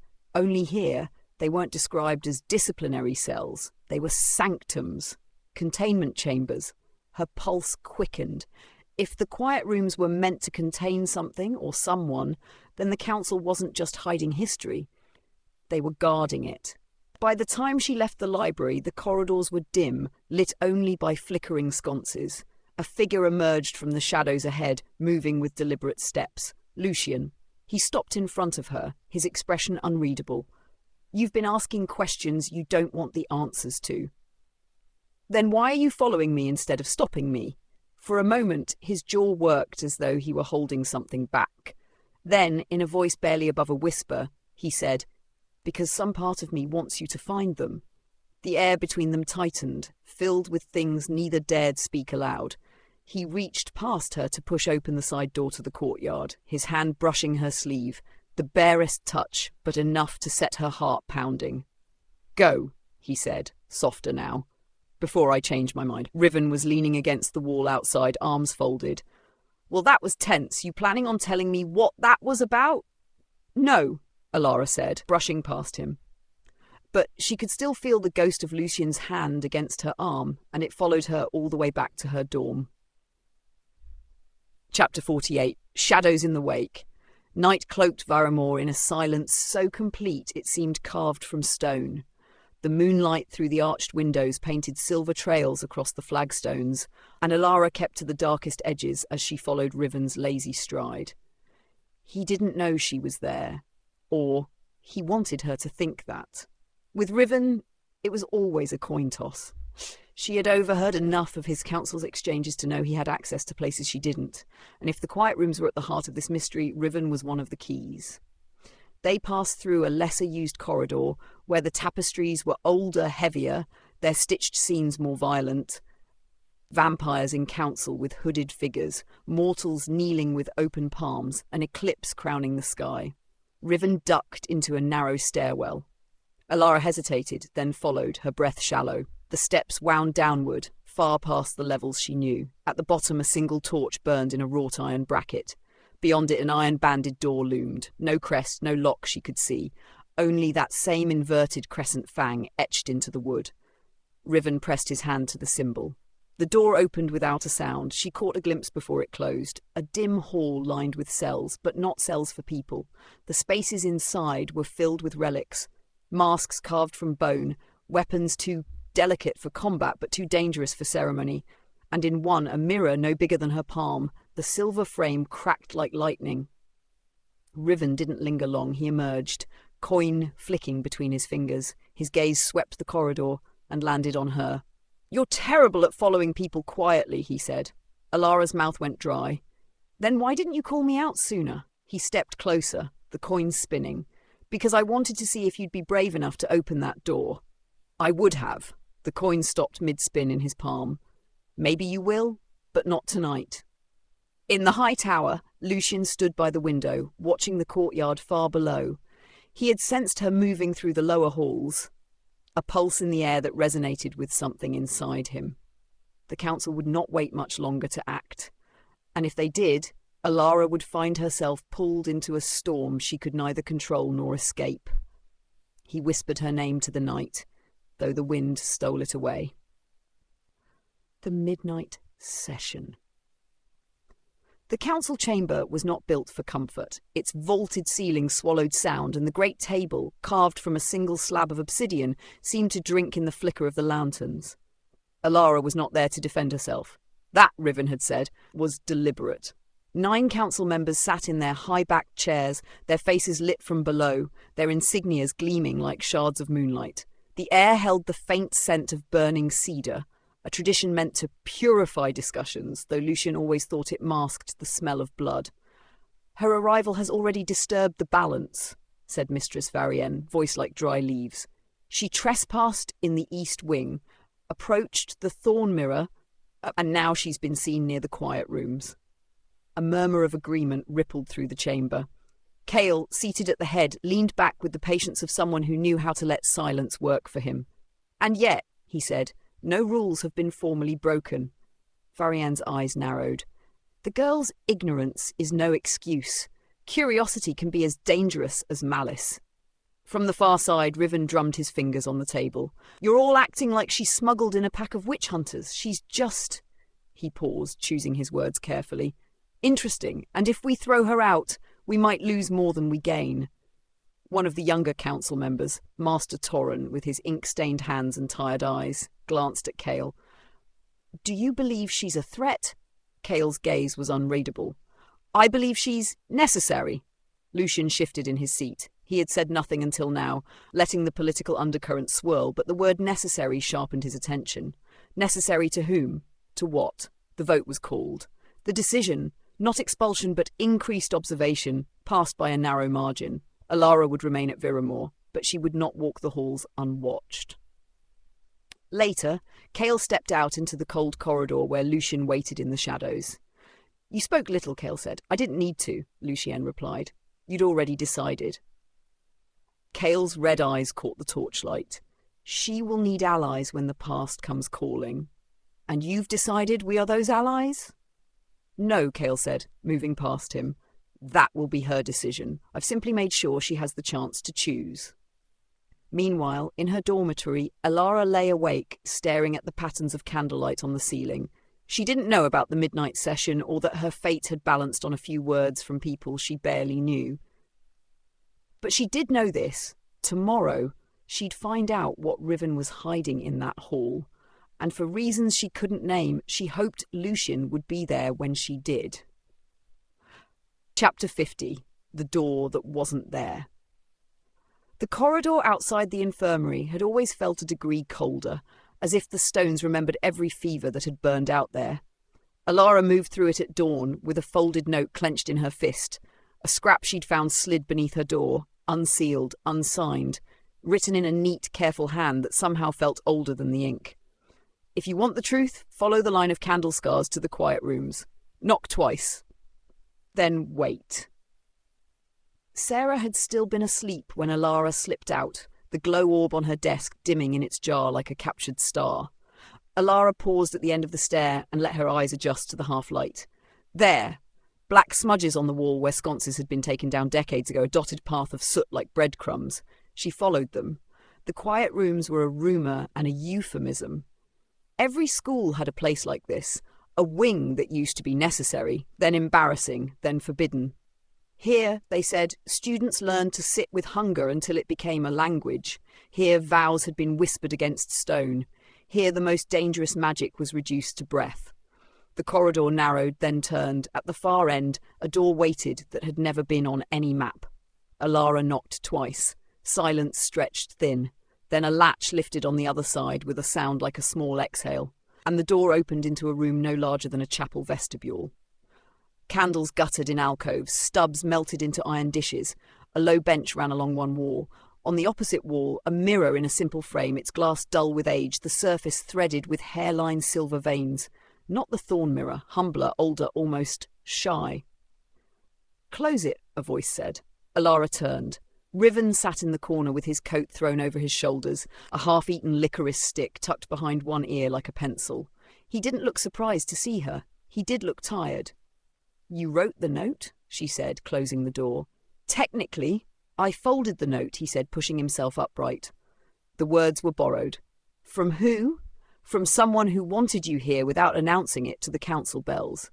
He tipped his head toward the mirror. "Look." Elara stepped closer. Her reflection was a fraction out of time. When she blinked, the other had finished the motion just after. Ambient magic, not hostile. She felt that in her bones now, the way a swimmer knows the difference between current and undertow. "What is it?" she asked. "Practice glass," Riven said. "Before the treaties, these rooms were for teaching restraint, not how to starve, but how to listen to ravening and not mistake it for orders. Why bring me here? Because the council thinks you're a problem to be contained." He moved beside her, and his tone sharpened. "I think you're a language the building is trying to remember." Behind them, the latch clicked again.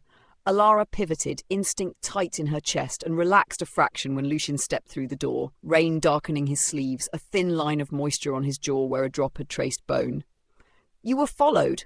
Riven asked. "Only by weather," Lucian said. His eyes flicked to Elara, then to the mirror.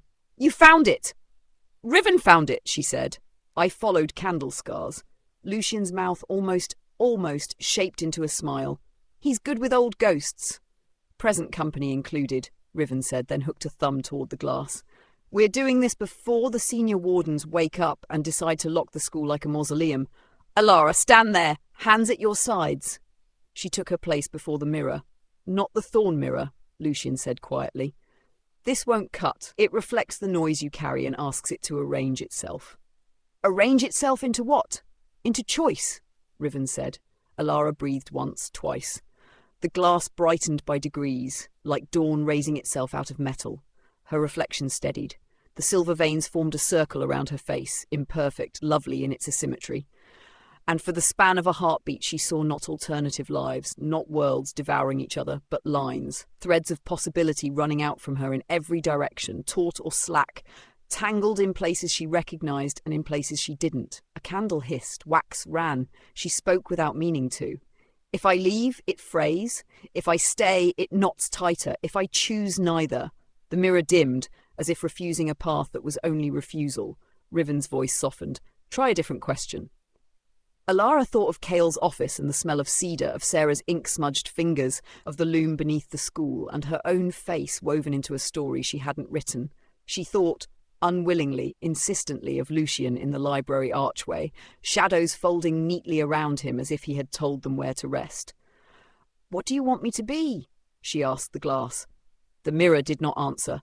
Instead, it peeled back a veil of blur. Her reflection raised its hand in time with hers. Not late, not early.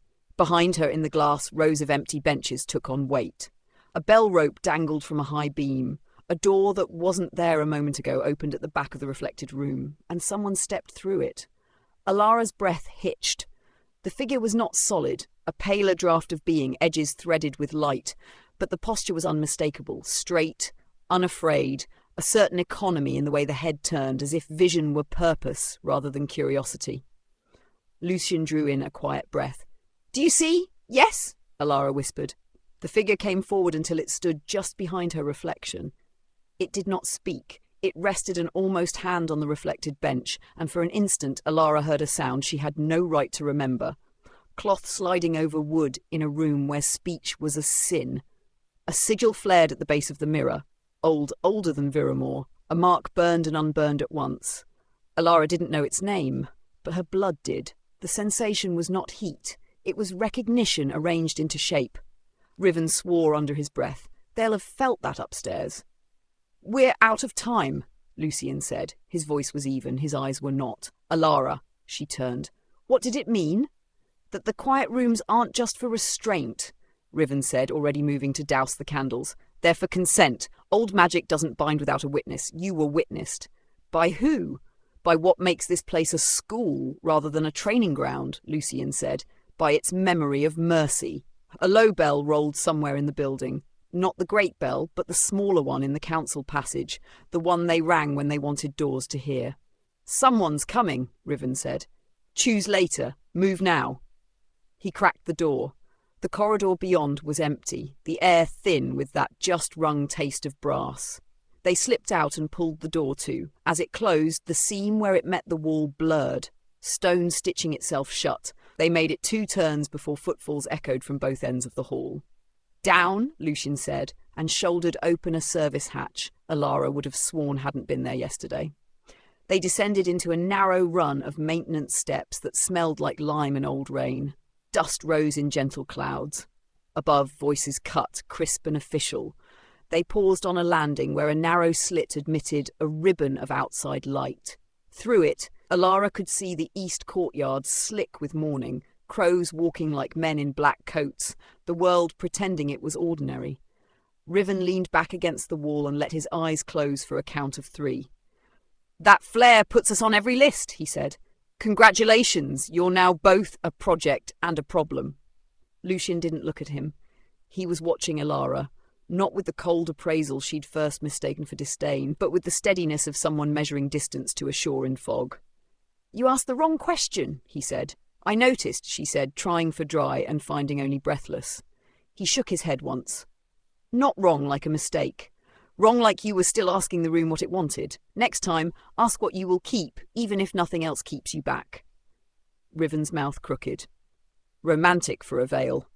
"Practical," Lucian said, without blinking. A new sound threaded the stairwell.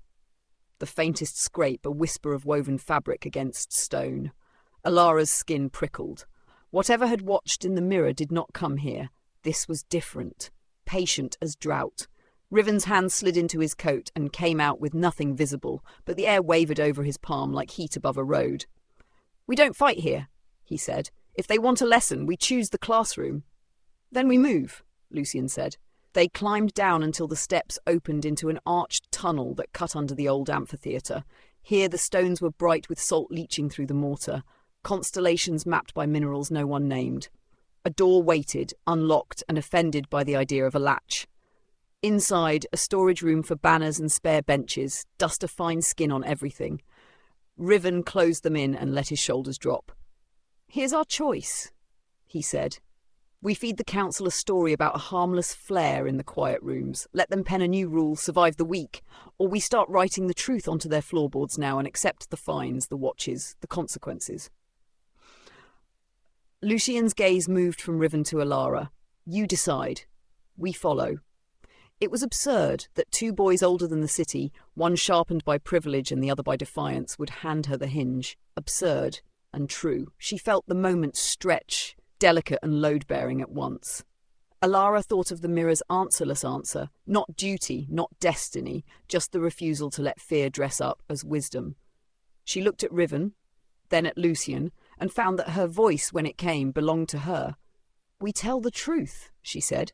"Not all of it, not yet, but enough that the school stops pretending it can file this into a cabinet and lock it." Riven nodded, as if he'd been waiting to hear whether she could live with the cost. "Then we'll need witnesses who aren't council-bound. Sarah first." "And Kale," Lucian said. Riven arched an eyebrow. "Brave." "Necessary," Lucian returned. Elara exhaled. "We do it my way," she added, surprising herself and not. "We don't go in through the front. We make them come to us, somewhere the school listens." Lucian's eyes warmed just enough to be dangerous. "You already know where." She did. The chapel, where flame refused to burn. The place that remembered what mercy felt like. Riven caught the look that passed between them and said, deadpan, "I'll inform the crows we're rescheduling lunch." They left by a servant's passage and climbed into morning. Students began to appear in the cloisters, uniforms buttoned against the damp, laughed into their collars like talismans. Life continued, always the most unnerving part of any battle. At the chapel doors, Elara paused with her hand on the iron pull. The hinges moaned like old trees. The air inside tasted of wax and stone, and the faint mineral sweetness of water kept in a clean copper bowl. They stepped into the nave. Sunlight pushed through stained glass in patient squares, blessing whatever it could reach. Elara walked to the centre of the floor, the circle of unburnt stone that had once blossomed with golden fire at her feet. "Here," she said. Riven took up a post at the side aisle, where he could see both doors and the small sacristy arch. Lucian stood just behind her shoulder, not close enough to touch, near enough that she could hear the reshape of his breath when she looked up toward the bell rope. The rope hung still, heavy as a promise. "We ask," Lucian said quietly. "We choose," she answered. Elara lifted her chin and spoke, not loud, not meek, but the way one speaks in a place that has already heard worse. "Viremoor," she said. "Witness." The floor was still stone. The air was only air. Then the glass windows changed, not their pictures, not their colours, but the quality of light, as if the sun had moved one finger width closer. A radius of warmth pressed down like a benediction. Footsteps crossed the threshold behind them, not hurried, measured. Cale Morwyn entered the chapel without a rustle. He did not look surprised to find them. He never looked surprised. "Good," he said. "You chose the chapel. Better manners than most insurgencies." Riven saluted him with 2 fingers and no respect. "We prefer constructive disobedience." Cale's gaze rested on Elara last. "You called the house to witness," he said almost gently. "What do you give it in return?" "The truth," Elara said. Her voice didn't shake. "Not a prophecy, not a petition. The truth of what the quiet rooms showed me and what the loom wove and what the school remembers, and the truth that I won't be written by a committee." Silence slid across the stones. A crow called outside, one bright bar of sound. Cale's red eyes softened by an immeasurable degree. "Then we will listen," he said, "and we will decide together how not to make the old mistakes look tidy." He turned and, without raising his voice, said, "Mr. Drake, close the doors. Mr. Vale, stay where you are. Miss Quinn, speak." Riven swung the doors until the light narrowed to gold lines. Lucian's presence steadied behind her like a spine she could lean on if she wanted, and she did not, and she knew she could. Elara drew breath and began. She did not tell them everything. She did not tell them about the almost hand on the bench, or the way her blood had rearranged itself into a shape that felt like a vow. But she told them enough to tilt the axis of the morning, about the mirror that did not cut, about consent older than conquest, about a school that wanted its history back without the knife. When she finished, Cale did not answer for a long time. His gaze lingered on the circle of unburnt stone, on the rope that had wrung itself once, on the dust that rose where her words had disturbed it. "Very well," he said at last, and something in the chapel, breath, light, the idea of shelter, exhaled. "No more locks, no more closed votes about you in rooms where you are not present. If Viremoor keeps you, Miss Quinn, it will keep you with its eyes open." He turned toward the sacristy. "I will call the others. You will all remain." Riven's smile flashed, sharp and boyish. "Detention with benefits." Lucian glanced at Elara, and for a second the world narrowed to the space between his eyes and hers. A thread drawn without hands. Not the moment, not yet, but a mark on the map they were travelling. A place to return to when the last 5 chapters wanted a first kiss that was earned rather than arranged. Elara let the thread hold, then let it rest. Outside, the bell did not ring, it did not need to. Inside, the school listened and changed by a margin just wide enough to walk through. Crows at the windows occur. The council chamber was never meant for daylight. The tall, narrow windows were designed to frame nothing but sky, so even in full morning, the place looked like it belonged to a different hour, older, slower, waiting. Elara sat at the long table between Riven and Sarah, the surface polished so dark it reflected them as ghost shapes. Lucian was across from her, angled slightly so his chair's shadow ran the length of the table like a drawn blade. Cale stood at the head, not sitting, his coat falling straight as a judge's robe. Around them, the rest of the council assembled. 4 senior vampires, 2 humans in ceremonial grey, and a single empty chair draped in black cloth. No one mentioned it, but Elara noticed Lucian's gaze flick toward it once, a subtle gravity in the movement. "This is irregular," murmured one of the senior vampires, a man with frost-white hair and eyes like the cold part of dawn. "You have bypassed standard protocol." "Yes," Cale said, his voice cutting across the murmur without being loud. "That is the point." Elara felt the crows before she saw them, a sound at the window, soft, deliberate, like knuckles on glass. When she turned, the narrow panes were crowded with black shapes, beaks tapping once in unison. Not random, not impatient, calling. One of the human councillors shifted uncomfortably. "They're not supposed to. They answer to older laws," Lucian interrupted, voice low.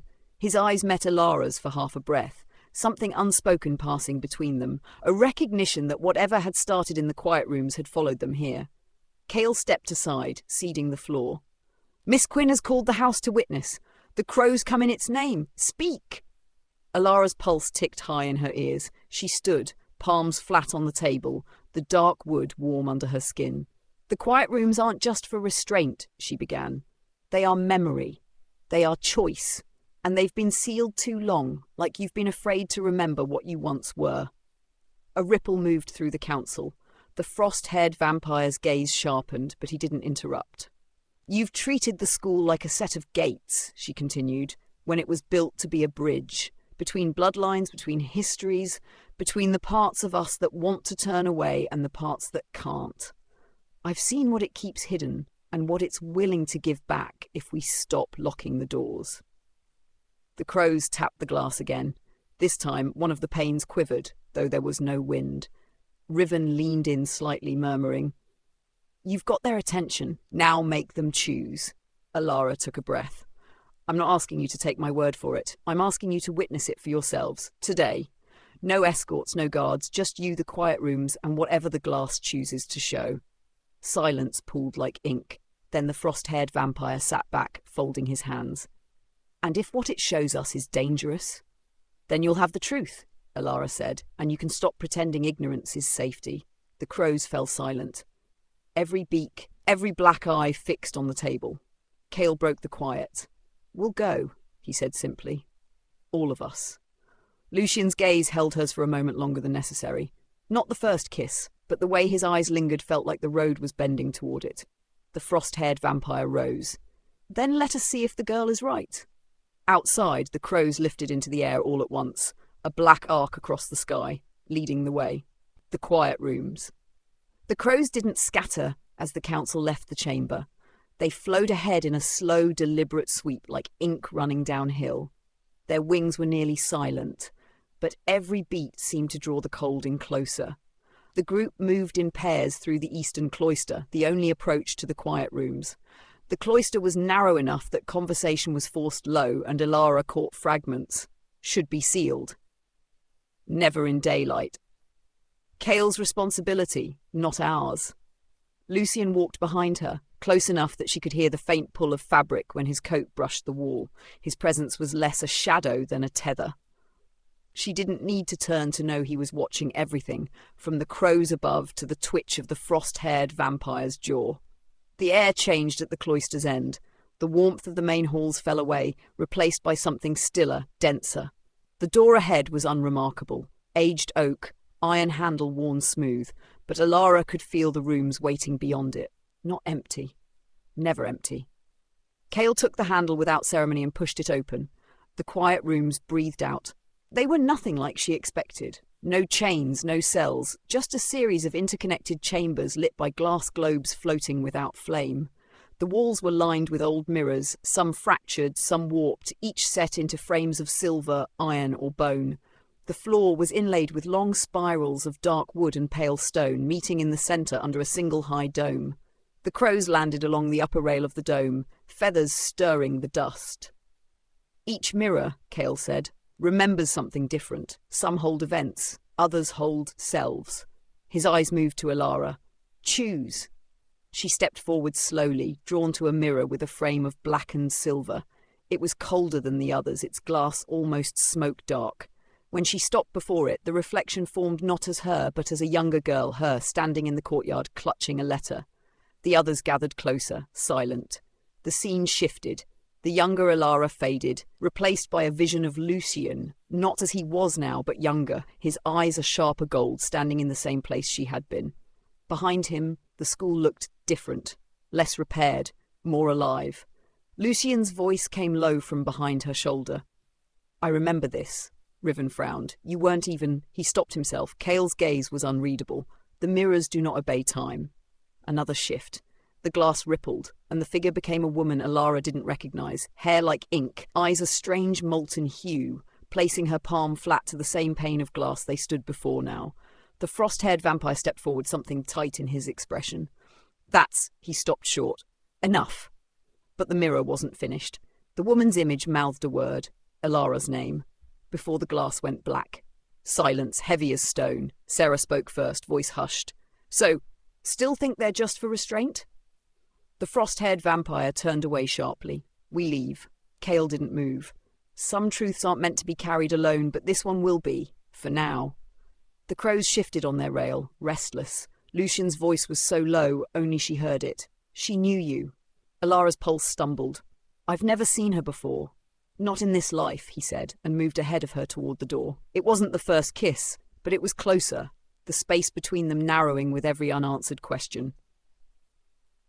Chapter 53. Ash in the air. The door to the quiet rooms closed with a muted click, but the silence it left behind followed them like a tide. The eastern cloister felt narrower on the way out, the crows pacing them from above, heads twitching as though keeping count. Sarah was the first to break. "That woman," she whispered, catching Elara's arm. "You saw it, right? You saw her mouth your name." Elara kept her voice low. "I saw it." "And Lucien heard it?" A pause. "Yes." They slowed to let the council's elder members drift ahead. Riven was already lingering near the rear, flicking his silver coin with more force than usual. "You look like you've swallowed an entire steak," Sarah muttered at him. Riven caught the coin mid-air, eyes narrowing. "He's not telling you everything." "Lucien?" Elara asked. Riven didn't answer immediately. Instead, he glanced toward the tall figure ahead of them, his expression unreadable. "Let's just say he's been here longer than anyone likes to admit. And if that woman knew him, you need to decide whether you want to follow his answers or find your own." The air outside the cloister was colder. The sun filtered through storm-grey clouds. Somewhere deeper in the academy, the great bell gave a single muted note. Not a full ring, just enough to echo in the bones.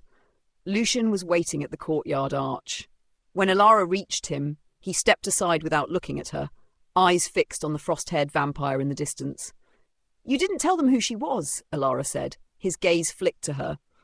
"I didn't tell them because I don't know, and because some things—" His eyes caught hers for a fraction too long. Some things change when they're spoken aloud. For a moment the courtyard felt smaller, the edges of the world pulling in until there was only the space between them. His hand almost brushed hers before he stepped away. "Stay out of the West Hall tonight," he said, and was gone through the arch. That night, Sarah came to Elara's room with maps. Old parchment, ink faded to brown, corners singed. "These are from the storage vault. I think that mirror," the one you touched, "is the Thorn Mirror's twin." Elara frowned. "I thought there was only one." "Everyone thinks there's only one. That's the point." Sarah tapped the page where an inked floor plan of a room like the one they'd been in was marked with 2 mirrored circles instead of 1. "If there are 2, maybe they're meant to be used together, like a conversation." The thought lodged in Elara's mind long after Sarah left. 2 mirrors, 2 sides, 2 people. When she finally drifted into sleep, the storm outside had thickened. Somewhere in her dreams, she stood before the blackened silver frame again. Only this time, Lucien stood beside her, his reflection closer than his real self had ever been. Chapter 54. Shadows in the West Hall. Elara hadn't planned on breaking Lucien's warning so soon. But warnings at Viremoor had a strange pull. The more you were told to stay away, the more the air seemed to tilt in that direction. The West Hall wasn't on any student's route unless they were lost, in trouble, or sent on errands by someone too lazy to walk the length themselves. Its doors were older, heavier, carved with reliefs of wolves and moons that caught the torchlight in strange ways.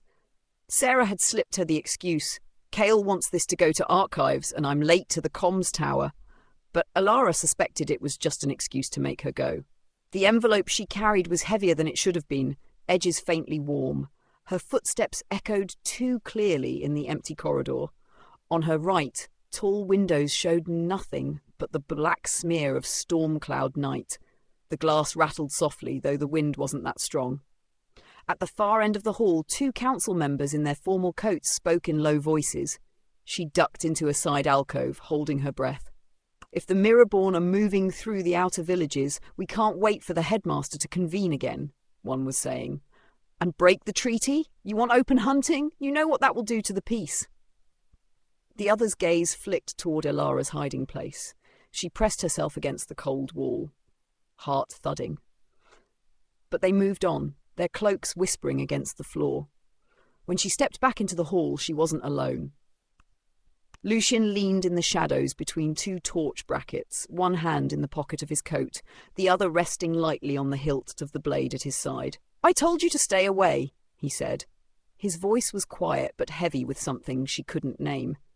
"I was delivering." "An excuse," he cut in. "The West Hall is where the old treaties were kept, and where the people who wanted them broken met in secret." She hesitated. "And tonight," his gaze moved past her, scanning the hall. "Tonight, some of them are meeting again." For a heartbeat, their faces were close enough for her to feel the faint chill that clung to him, that scent of rain and ash she was starting to associate with danger. "I'll walk you back," he said finally. They moved in silence, their steps slow, as though rushing might draw the attention of whatever still lingered in the hall. When they reached the stairwell, he stopped. "Elara," he said, and there was an unfamiliar softness in the way her name left his lips. "If they approach you, don't answer, not until you've spoken to me." She nodded, unsure whether her agreement was a promise or something else entirely. Elsewhere in the academy, Riven stood in Cale Morwen's study, tossing his coin from hand to hand. "You do realise," he said, "if they're gathering in the West Hall again, you're going to have a war before you have a verdict." Cale didn't look up from the parchment he was reading. "If it comes to that, I'll make sure it's one we win." "All right, I'll carry the threads from Chapter 54 forward, keep all subplots active, and edge the first kiss subplot a little closer, while still saving the actual moment for the final 5 chapters. Here's Chapter 55, Blood and Bell Rings." The Whispering Ledger. Morning at Viremoor had its own way of feeling like midnight. The corridors were all shadows and half-light, the windows bleeding in a pale red haze from the stained glass. It was the sort of atmosphere where secrets didn't hide. They clung. Elara had barely eaten at breakfast. Lucien had been at the far end of the hall, speaking in low tones to Cale. Riven, meanwhile, had made an art of avoiding her gaze entirely, which was somehow more unsettling than his usual sarcasm. Sarah appeared at her side, sliding into the bench with a sly grin and 2 mugs of bitter tea. "You're jumpy," she said. "I'm not." "You are. Which means either you saw a ghost or you overheard something you shouldn't have." Elara didn't answer. Not because she couldn't, but because the weight of the West Hall still sat in her chest like a stone. Sarah leaned closer. "There's something you should see. Meet me after first bell." First bell came and went. Sarah led her down a narrow flight of stairs Elara had never noticed before. The air here smelled older, parchment and cold stone. They emerged into a small records room lit by a single oil lamp. On the table lay a leather-bound ledger, the spine cracked, the clasp bent out of shape. The first page was dated almost 2 centuries ago.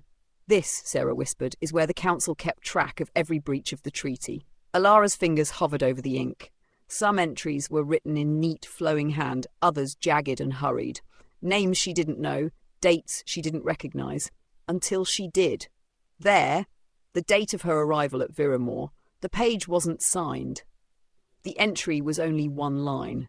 The girl arrives. The bond stirs. Before she could ask, a faint click echoed from the hallway. Sarah's head snapped up. "They're not supposed to know I still have access to this room," she hissed. Lucien stepped inside. His hood was down. his expression unreadable. "You found it," he said to Sarah. Then to Elara, his voice dipped low, almost reluctant. "That ledger's the reason I told you to stay away from the West Hall." She wanted to ask why, to demand what bond the entry meant, but the way his eyes met hers silenced the words in her throat.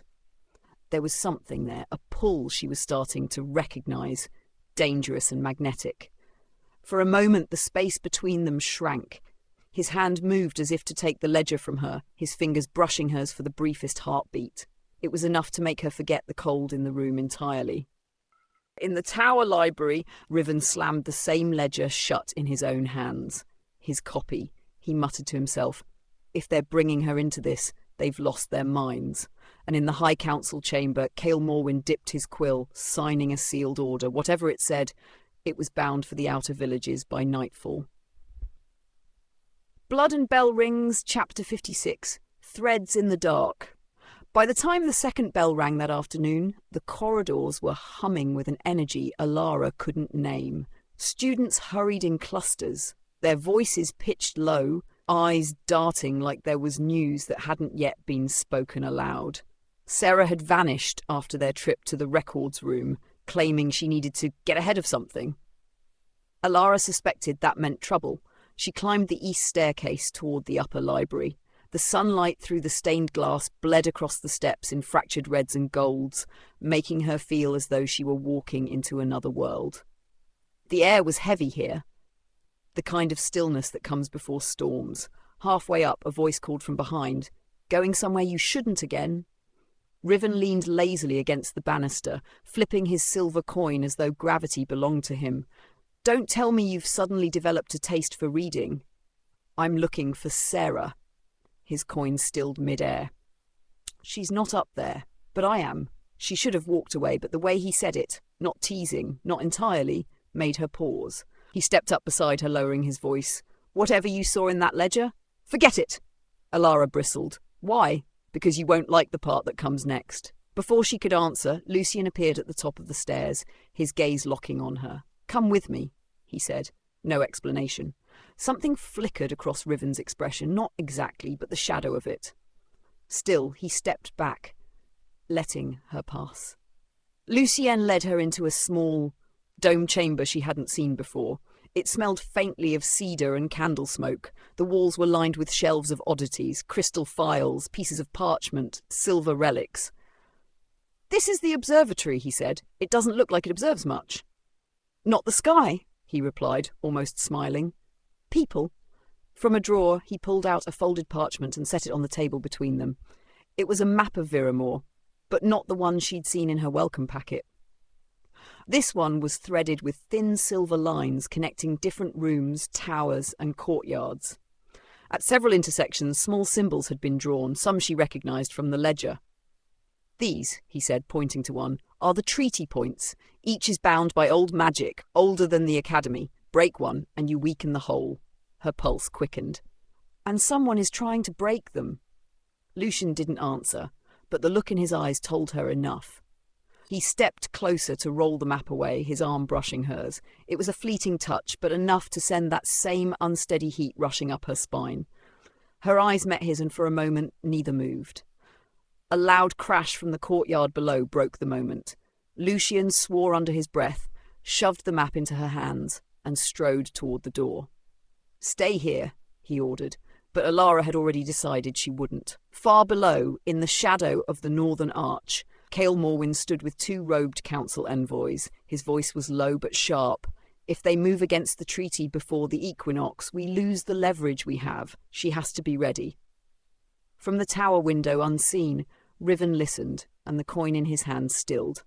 Blood and Bell Rings, Chapter 57. Shadows in the Chamber. The council chamber was a cathedral of secrets. The air itself seemed to press inward, heavy with incense and the faint metallic tang of old iron.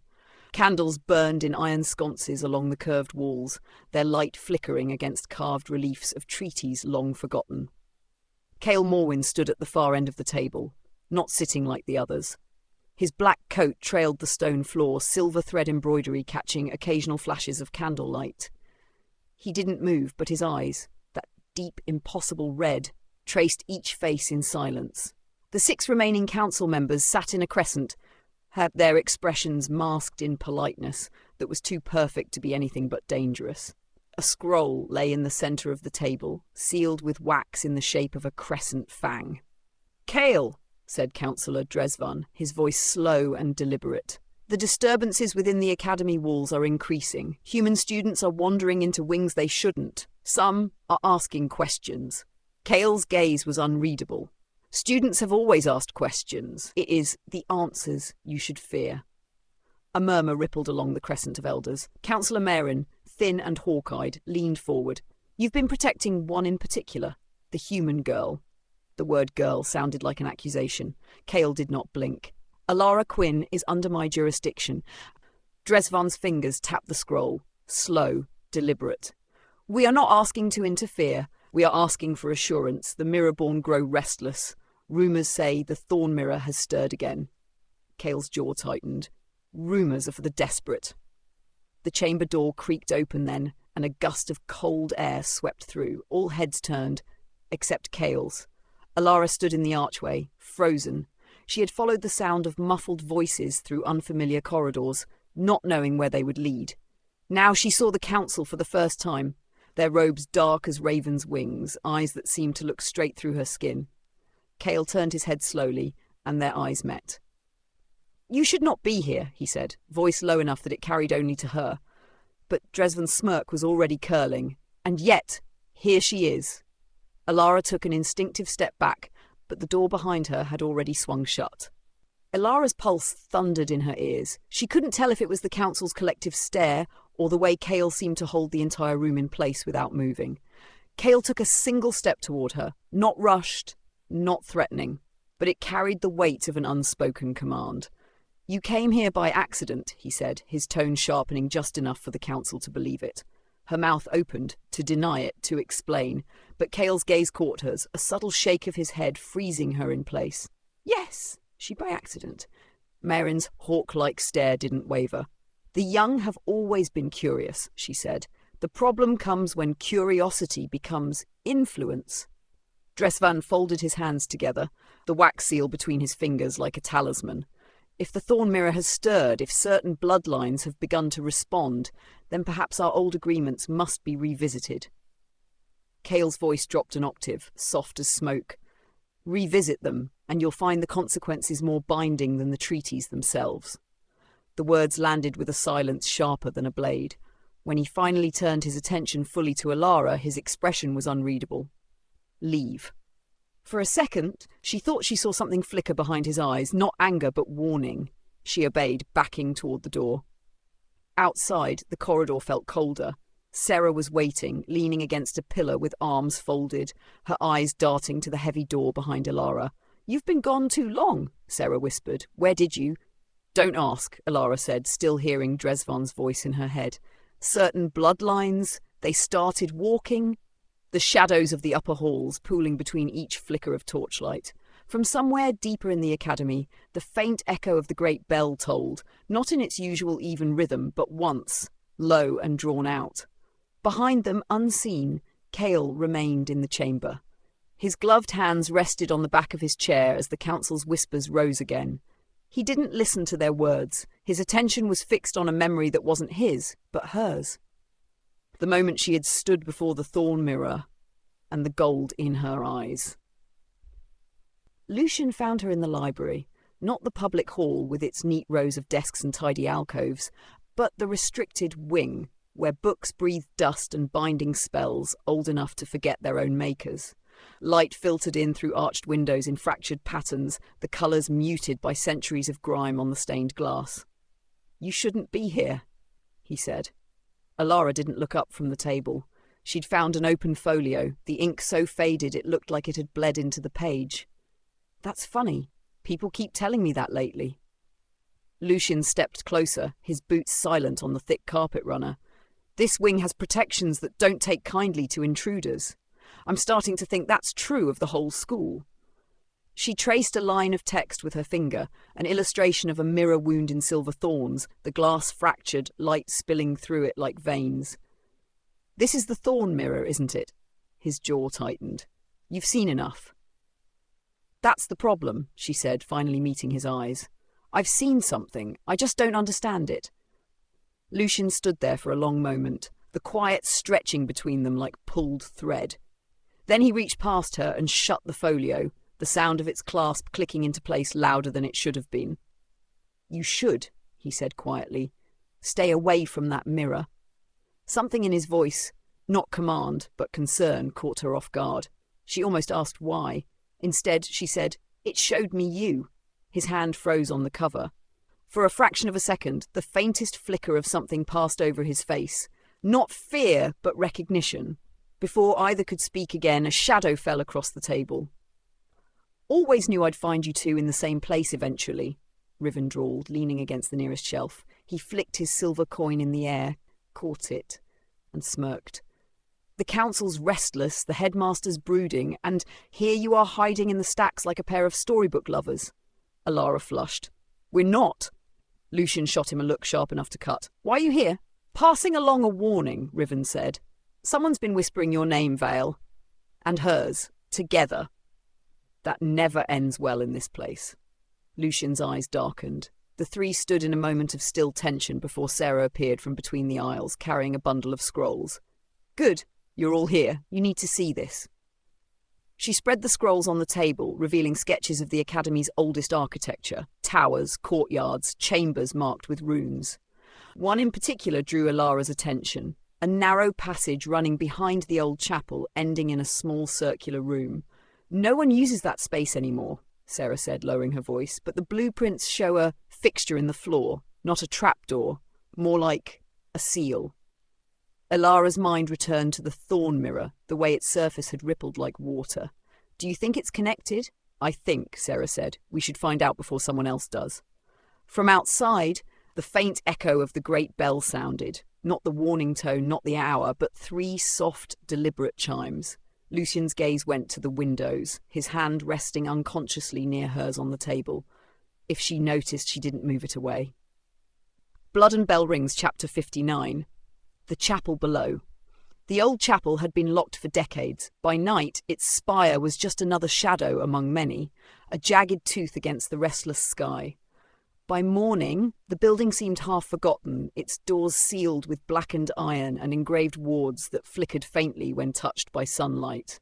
But Elara, Sarah, Lucian and Riven stood at its threshold in the thin hour before dawn. Sarah knelt by the lock, her hands moving with quick, practiced motions. Not the easiest ward I've cracked, she whispered, but not the hardest either. That's reassuring, Riven muttered, tossing his coin once before slipping it into his pocket. Lucian's gaze remained fixed on the chapel's heavy doors, but Elara caught the way his shoulders shifted slightly when her hand brushed his as she stepped closer. The lock gave a soft click. The wards dimmed. Inside, the air was colder than it should have been. The chapel's interior was dim, candles untouched for years, heavy drapes sagging at the edges. The wooden pews were thick with dust, but the altar stood untouched, its white cloth unstained, its chalice gleaming faintly in the gloom. It's cleaner than it should be, Elara murmured. Which means someone's been here, Lucian replied quietly. They moved toward the altar. Sarah spread out the scrolls again, her finger tracing the hidden passage marked on the plans. Here, behind the altar wall. Riven stepped forward, ran his hands along the carved stone, and found a seam. With a push, the wall groaned inward, revealing a spiral staircase winding into the dark. The air below was cooler still, carrying the scent of damp stone and something older. Not decay, but preservation. The staircase ended in a circular chamber no larger than a library reading room. The walls were ringed with shelves carved directly from the rock, each holding silver-bound tomes and relics sealed in glass. And at the centre, set into the floor, was the seal. It was a disc of black marble inlaid with veins of silver, its surface etched with runes Elara didn't recognise. The veins pulsed faintly as if with a heartbeat. Sarah crouched beside it. This is it. This is what the blueprints marked. Lucian stood on the opposite side, his eyes narrowing. I've seen those markings before, on the thorn mirror's frame. Riven leaned against the wall, arms folded. Which means this isn't just decoration, it's containment. Elara stepped forward without thinking, drawn to the faint glow in the silver veins. Containment for what? Lucian's gaze met hers, and for a moment it was only the two of them in the chamber, the faint silver light reflecting in his eyes. For something that must never be freed. She swallowed. Then why does it feel like it's calling to me? The air seemed to shift, subtle, but enough to make the hairs on her arms rise. The silver veins pulsed once, brighter, and then faded. Sarah straightened. We shouldn't stay long. The council might already know we're here. Lucian hesitated before stepping back, his hand brushing against Elara's as they turned toward the stairs. She didn't pull away, and for one suspended moment neither did he. Then Riven's voice cut through. Hate to interrupt the candlelit hand-holding, but footsteps are coming. They moved quickly, slipping back into the chapel above, just as the main doors groaned open. Figures in the Academy's dark uniforms stepped inside. Not guards, but council envoys, their silver insignias gleaming. Lucian's voice was barely a whisper. Stay behind me. As the envoys entered fully, the great bell rang once in the distance. Deep and resonant, the kind of sound that felt like a warning. Chapter 60, The Bell That Chose Us. The chapel breathed, not with lungs but with memory, the kind that lives in stone and glass and the spaces where prayers once gathered like mist. Elara felt it through the soles of her shoes as she stood in the aisle with Lucian, Sarah and Riven. Above, the stained windows bled a quiet red into the dust, and the bell rope hung motionless in its shadowed arch. The council envoys fanned out as they entered. Cloaks whispering. They didn't shout. They didn't need to. Authority came off them like cold. Elara Quinn, the front envoy said, voice cool, precise. By order of the council, you will come with us. The headmaster is convening judgment. Riven eased half a step in front of her. Judgment for what exactly? Breathing in the wrong corridor? Tampering, the envoy replied. Beneath sacred ground. Sarah's jaw ticked. It's not tampering if it belongs to her. A second envoy's gaze cut to Sarah. Careful, Miss Wynne. Lucian didn't move. He spoke so softly Elara almost missed it. They already know what you found. They know pieces, Elara answered, pulse thrumming. Not the whole. A gust of air rolled through the chapel, the doors behind the envoy's breathing closed without a touch. The pews creaked, a wooden shiver, and far above them something in the belfry sighed like distant surf. Then show them, Lucian said. Elara walked past the envoys to the altar and laid both hands on the warm stone. It was cool, steady as a spine. The secret stairs they'd uncovered below waited behind it, waiting to be used or forgotten again. I won't run, she said, raising her voice so it carried. Not from you, not from this place, and not from what it made me remember. If you plan to judge me, you should hear the charge. And the truth. The envoys glanced to one another, measuring risk against ritual. No one stopped her when she pressed on the carved seam. The altar wall yielded with a sigh, and the spiral of stone revealed its throat of shadow. We go together, the lead envoy said at last, and no one touches anything without sanction. By all means, Riven drawled. Bring sanction. They descended single file, torchlight pooling over the steps. The chamber below was exactly as they'd left it, the ring of shelves, the silver-bound relics, and the black seal at the floor's heart, its veins faintly alive under the skin of stone. Sarah knelt at the edge as if approaching a sleeping animal. It resonates with her, she said. Not with us. It resonates with Viremoor, Elara corrected. Her voice steadied as she spoke, truth lining up in her mouth like chess pieces, with what it was built to remember. The envoy lifted a brow. And what is that, Miss Quinn? That peace isn't a truce you sign once and forget, she said. It's a promise you renew when the world tries to become a war again. The silver veins brightened, slow as a breath taken after drowning. Elara stepped onto the seal. Lucian's hand ghosted toward her wrist, then stopped when she looked back and nodded. She wanted his touch. She wanted a great many things. But right now she needed the chapel to hear her.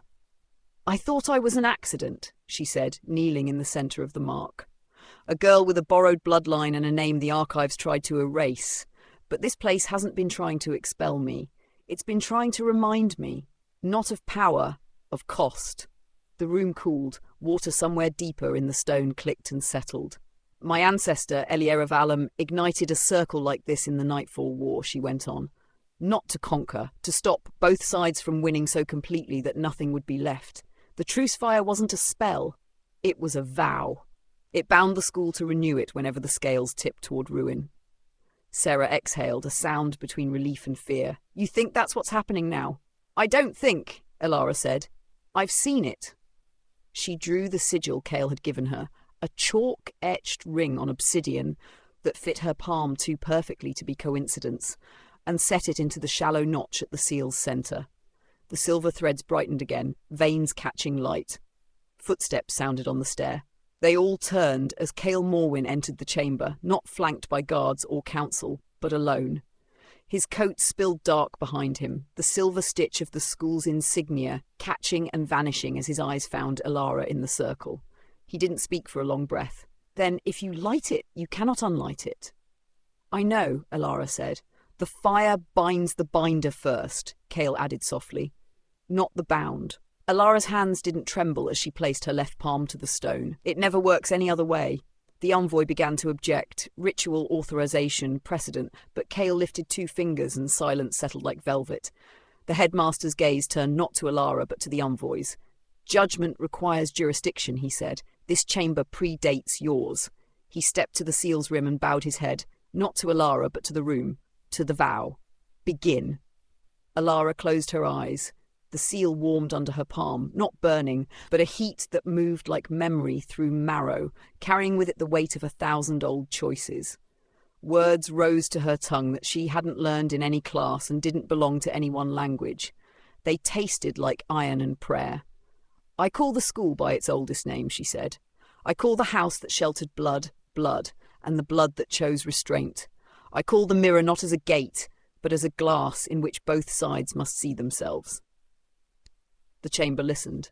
The attack you fear, Elara said to the envoys without opening her eyes, isn't a surprise. It's a script. A handful of houses, a handful of ghosts, trying to restage a war because they cannot imagine a future where their power doesn't depend on it. The Mirrorborn aren't invaders. They are echoes we blamed when our own reflections frightened us. Lucian's breath hitched, the smallest sound. Riven stilled completely. Sarah pressed her knuckles to her mouth. The Queen won't break your doors, Elara said. She doesn't need to. We break them for her every time we forget why the school was founded. Silver light lifted from the seal in threads, slow dancing like smoke drawn backward. It touched the shelves, the glass, the edges of relics that had slept too long. The air grew luminous, not bright, luminous the way dawn feels before you see it. Cale spoke at last, voice low. And what do you ask of the mirror, Elara Quinn? Not surrender, she said. Recognition. She opened her eyes. The light braided across her fingers now, pale gold at the edges like the first ring of a halo. She felt Lucian move closer without looking. She felt the council envoy's fear soften into something more usefully human. Doubt. Bring them? Elara whispered to the seal. Not as shadows, as witnesses. The light answered. It didn't burst. It didn't consume. It unveiled. Like dust sheets pulled from furniture in a locked room. Where the air had been empty, faint figures resolved, more present than ghost, more idea than body. Mirrorborn, yes, but not monstrous. Tall, river-clear, faces that blurred like memory, until you looked straight at them and found them familiar. One stepped to the rim opposite Cale. Her features were not Elara's, nor anyone's entirely, yet something in her posture rhymed with Elara at the altar upstairs, with the stillness of the school when the bell chose not to ring. She bowed, not deeply, not feebly, exactly enough. We were waiting for the promise, the Mirrorborn woman said. Her voice was silk over stone, not permission. The envoy stood very straight. Swords did not come out. For once, they listened. Elara rose within the circle and felt the heat settle from her palm into her sternum, an ember seat. She spoke to the Queen without ceremony. Your people stand in our glass, she said, not as spies, as reminders that we are not whole unless we make ourselves so. Reminders are not always welcome, the Queen said. Neither are warnings, Elara replied, but both keep us alive. A smile, small, surprised, touched the Queen's mouth. Who taught you to speak like this? Elara glanced to Cale. The school. Cale inclined his head once, pride hidden carefully where only old friends could see it. The lead envoy found his voice. If this convocation proceeds, it will require record. Then record this, Cale said, stepping beside the circle. His eyes burned the quiet red that only shows in shadow. We renew the vow not as concession but as definition. Viremoor will not be a stage for ghosts who crave spectacle. It will be a house for restraint. Riven let out a breath and found a corner of the room that liked jokes again. And remedial classes for people who think restraint means do nothing. Sarah swiped at her eyes, then pretended she hadn't. Terms, she said briskly, as if reading from a tablet. We set terms. That's how old vows work. 3, the Queen said immediately. Always 3, Elara nodded. First, no one uses mirrors to enter places where consent is not given. Reflection is not a door. Agreed, the Queen said. Second, Lucian said, speaking for the first time to the Queen, no house, mortal or vampire, raises an army in this school's name or under its roof. The Queen considered him with frank curiosity. Agreed. Elara swallowed, feeling the last thread stitch itself into being, the one that mattered most. Third, when fear starts writing the story again, we meet here, not in rumour or retaliation, in this room, with the vow present, witnessed. The Queen's eyes softened. Agreed. The silver light folded inward like a flower closing, the figures clarifying once more before thinning to a gentle translucence that felt less like vanishing than blending with the stone's long memory. The seal cooled beneath Elara's hand. Then it is done, Cale said. It is begun, the Queen corrected, and faded like a held breath let go. Silence filled the hollow she left. Elara stood very still in the circle until she felt the ember settle completely. When she turned, the envoys weren't statues anymore. They were people again, tired, wary, a little relieved to be wrong. Headmaster, the lead envoy said carefully, we will carry this to the council. You will, Cale agreed. And you will find we have given you the only outcome that spares you, choosing between pride and blood.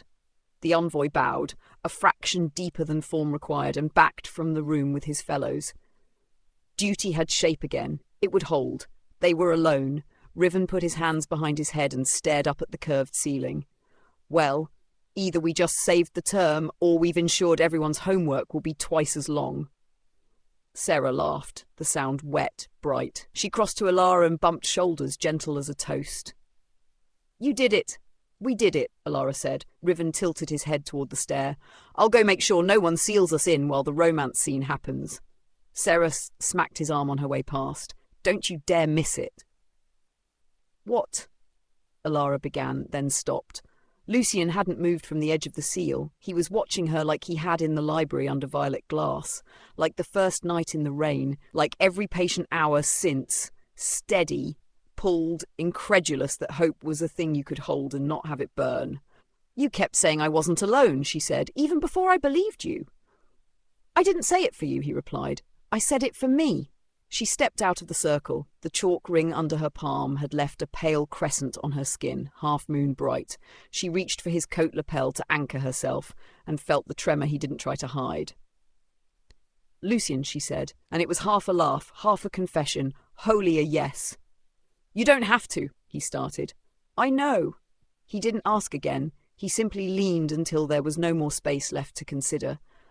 And she met him with all the quiet certainty the school had taught her, the kind that isn't fireworks but a lamp lit and set beside a bed you mean to share through winter. It wasn't desperate. It wasn't borrowed from danger. It was the first kiss two people choose when the world is finally quiet enough to hear their own names in it. When they parted, the seal's veins glowed once, a single soft pulse, like the room approving of restraint that wasn't denial. Come on, Sarah called down, voice too bright, pretending not to have been hovering at the top step. Before they deputise us into 4 committees and a press conference. Riven added, also the headmaster owes me a very expensive bottle of something that won't try to drink me first.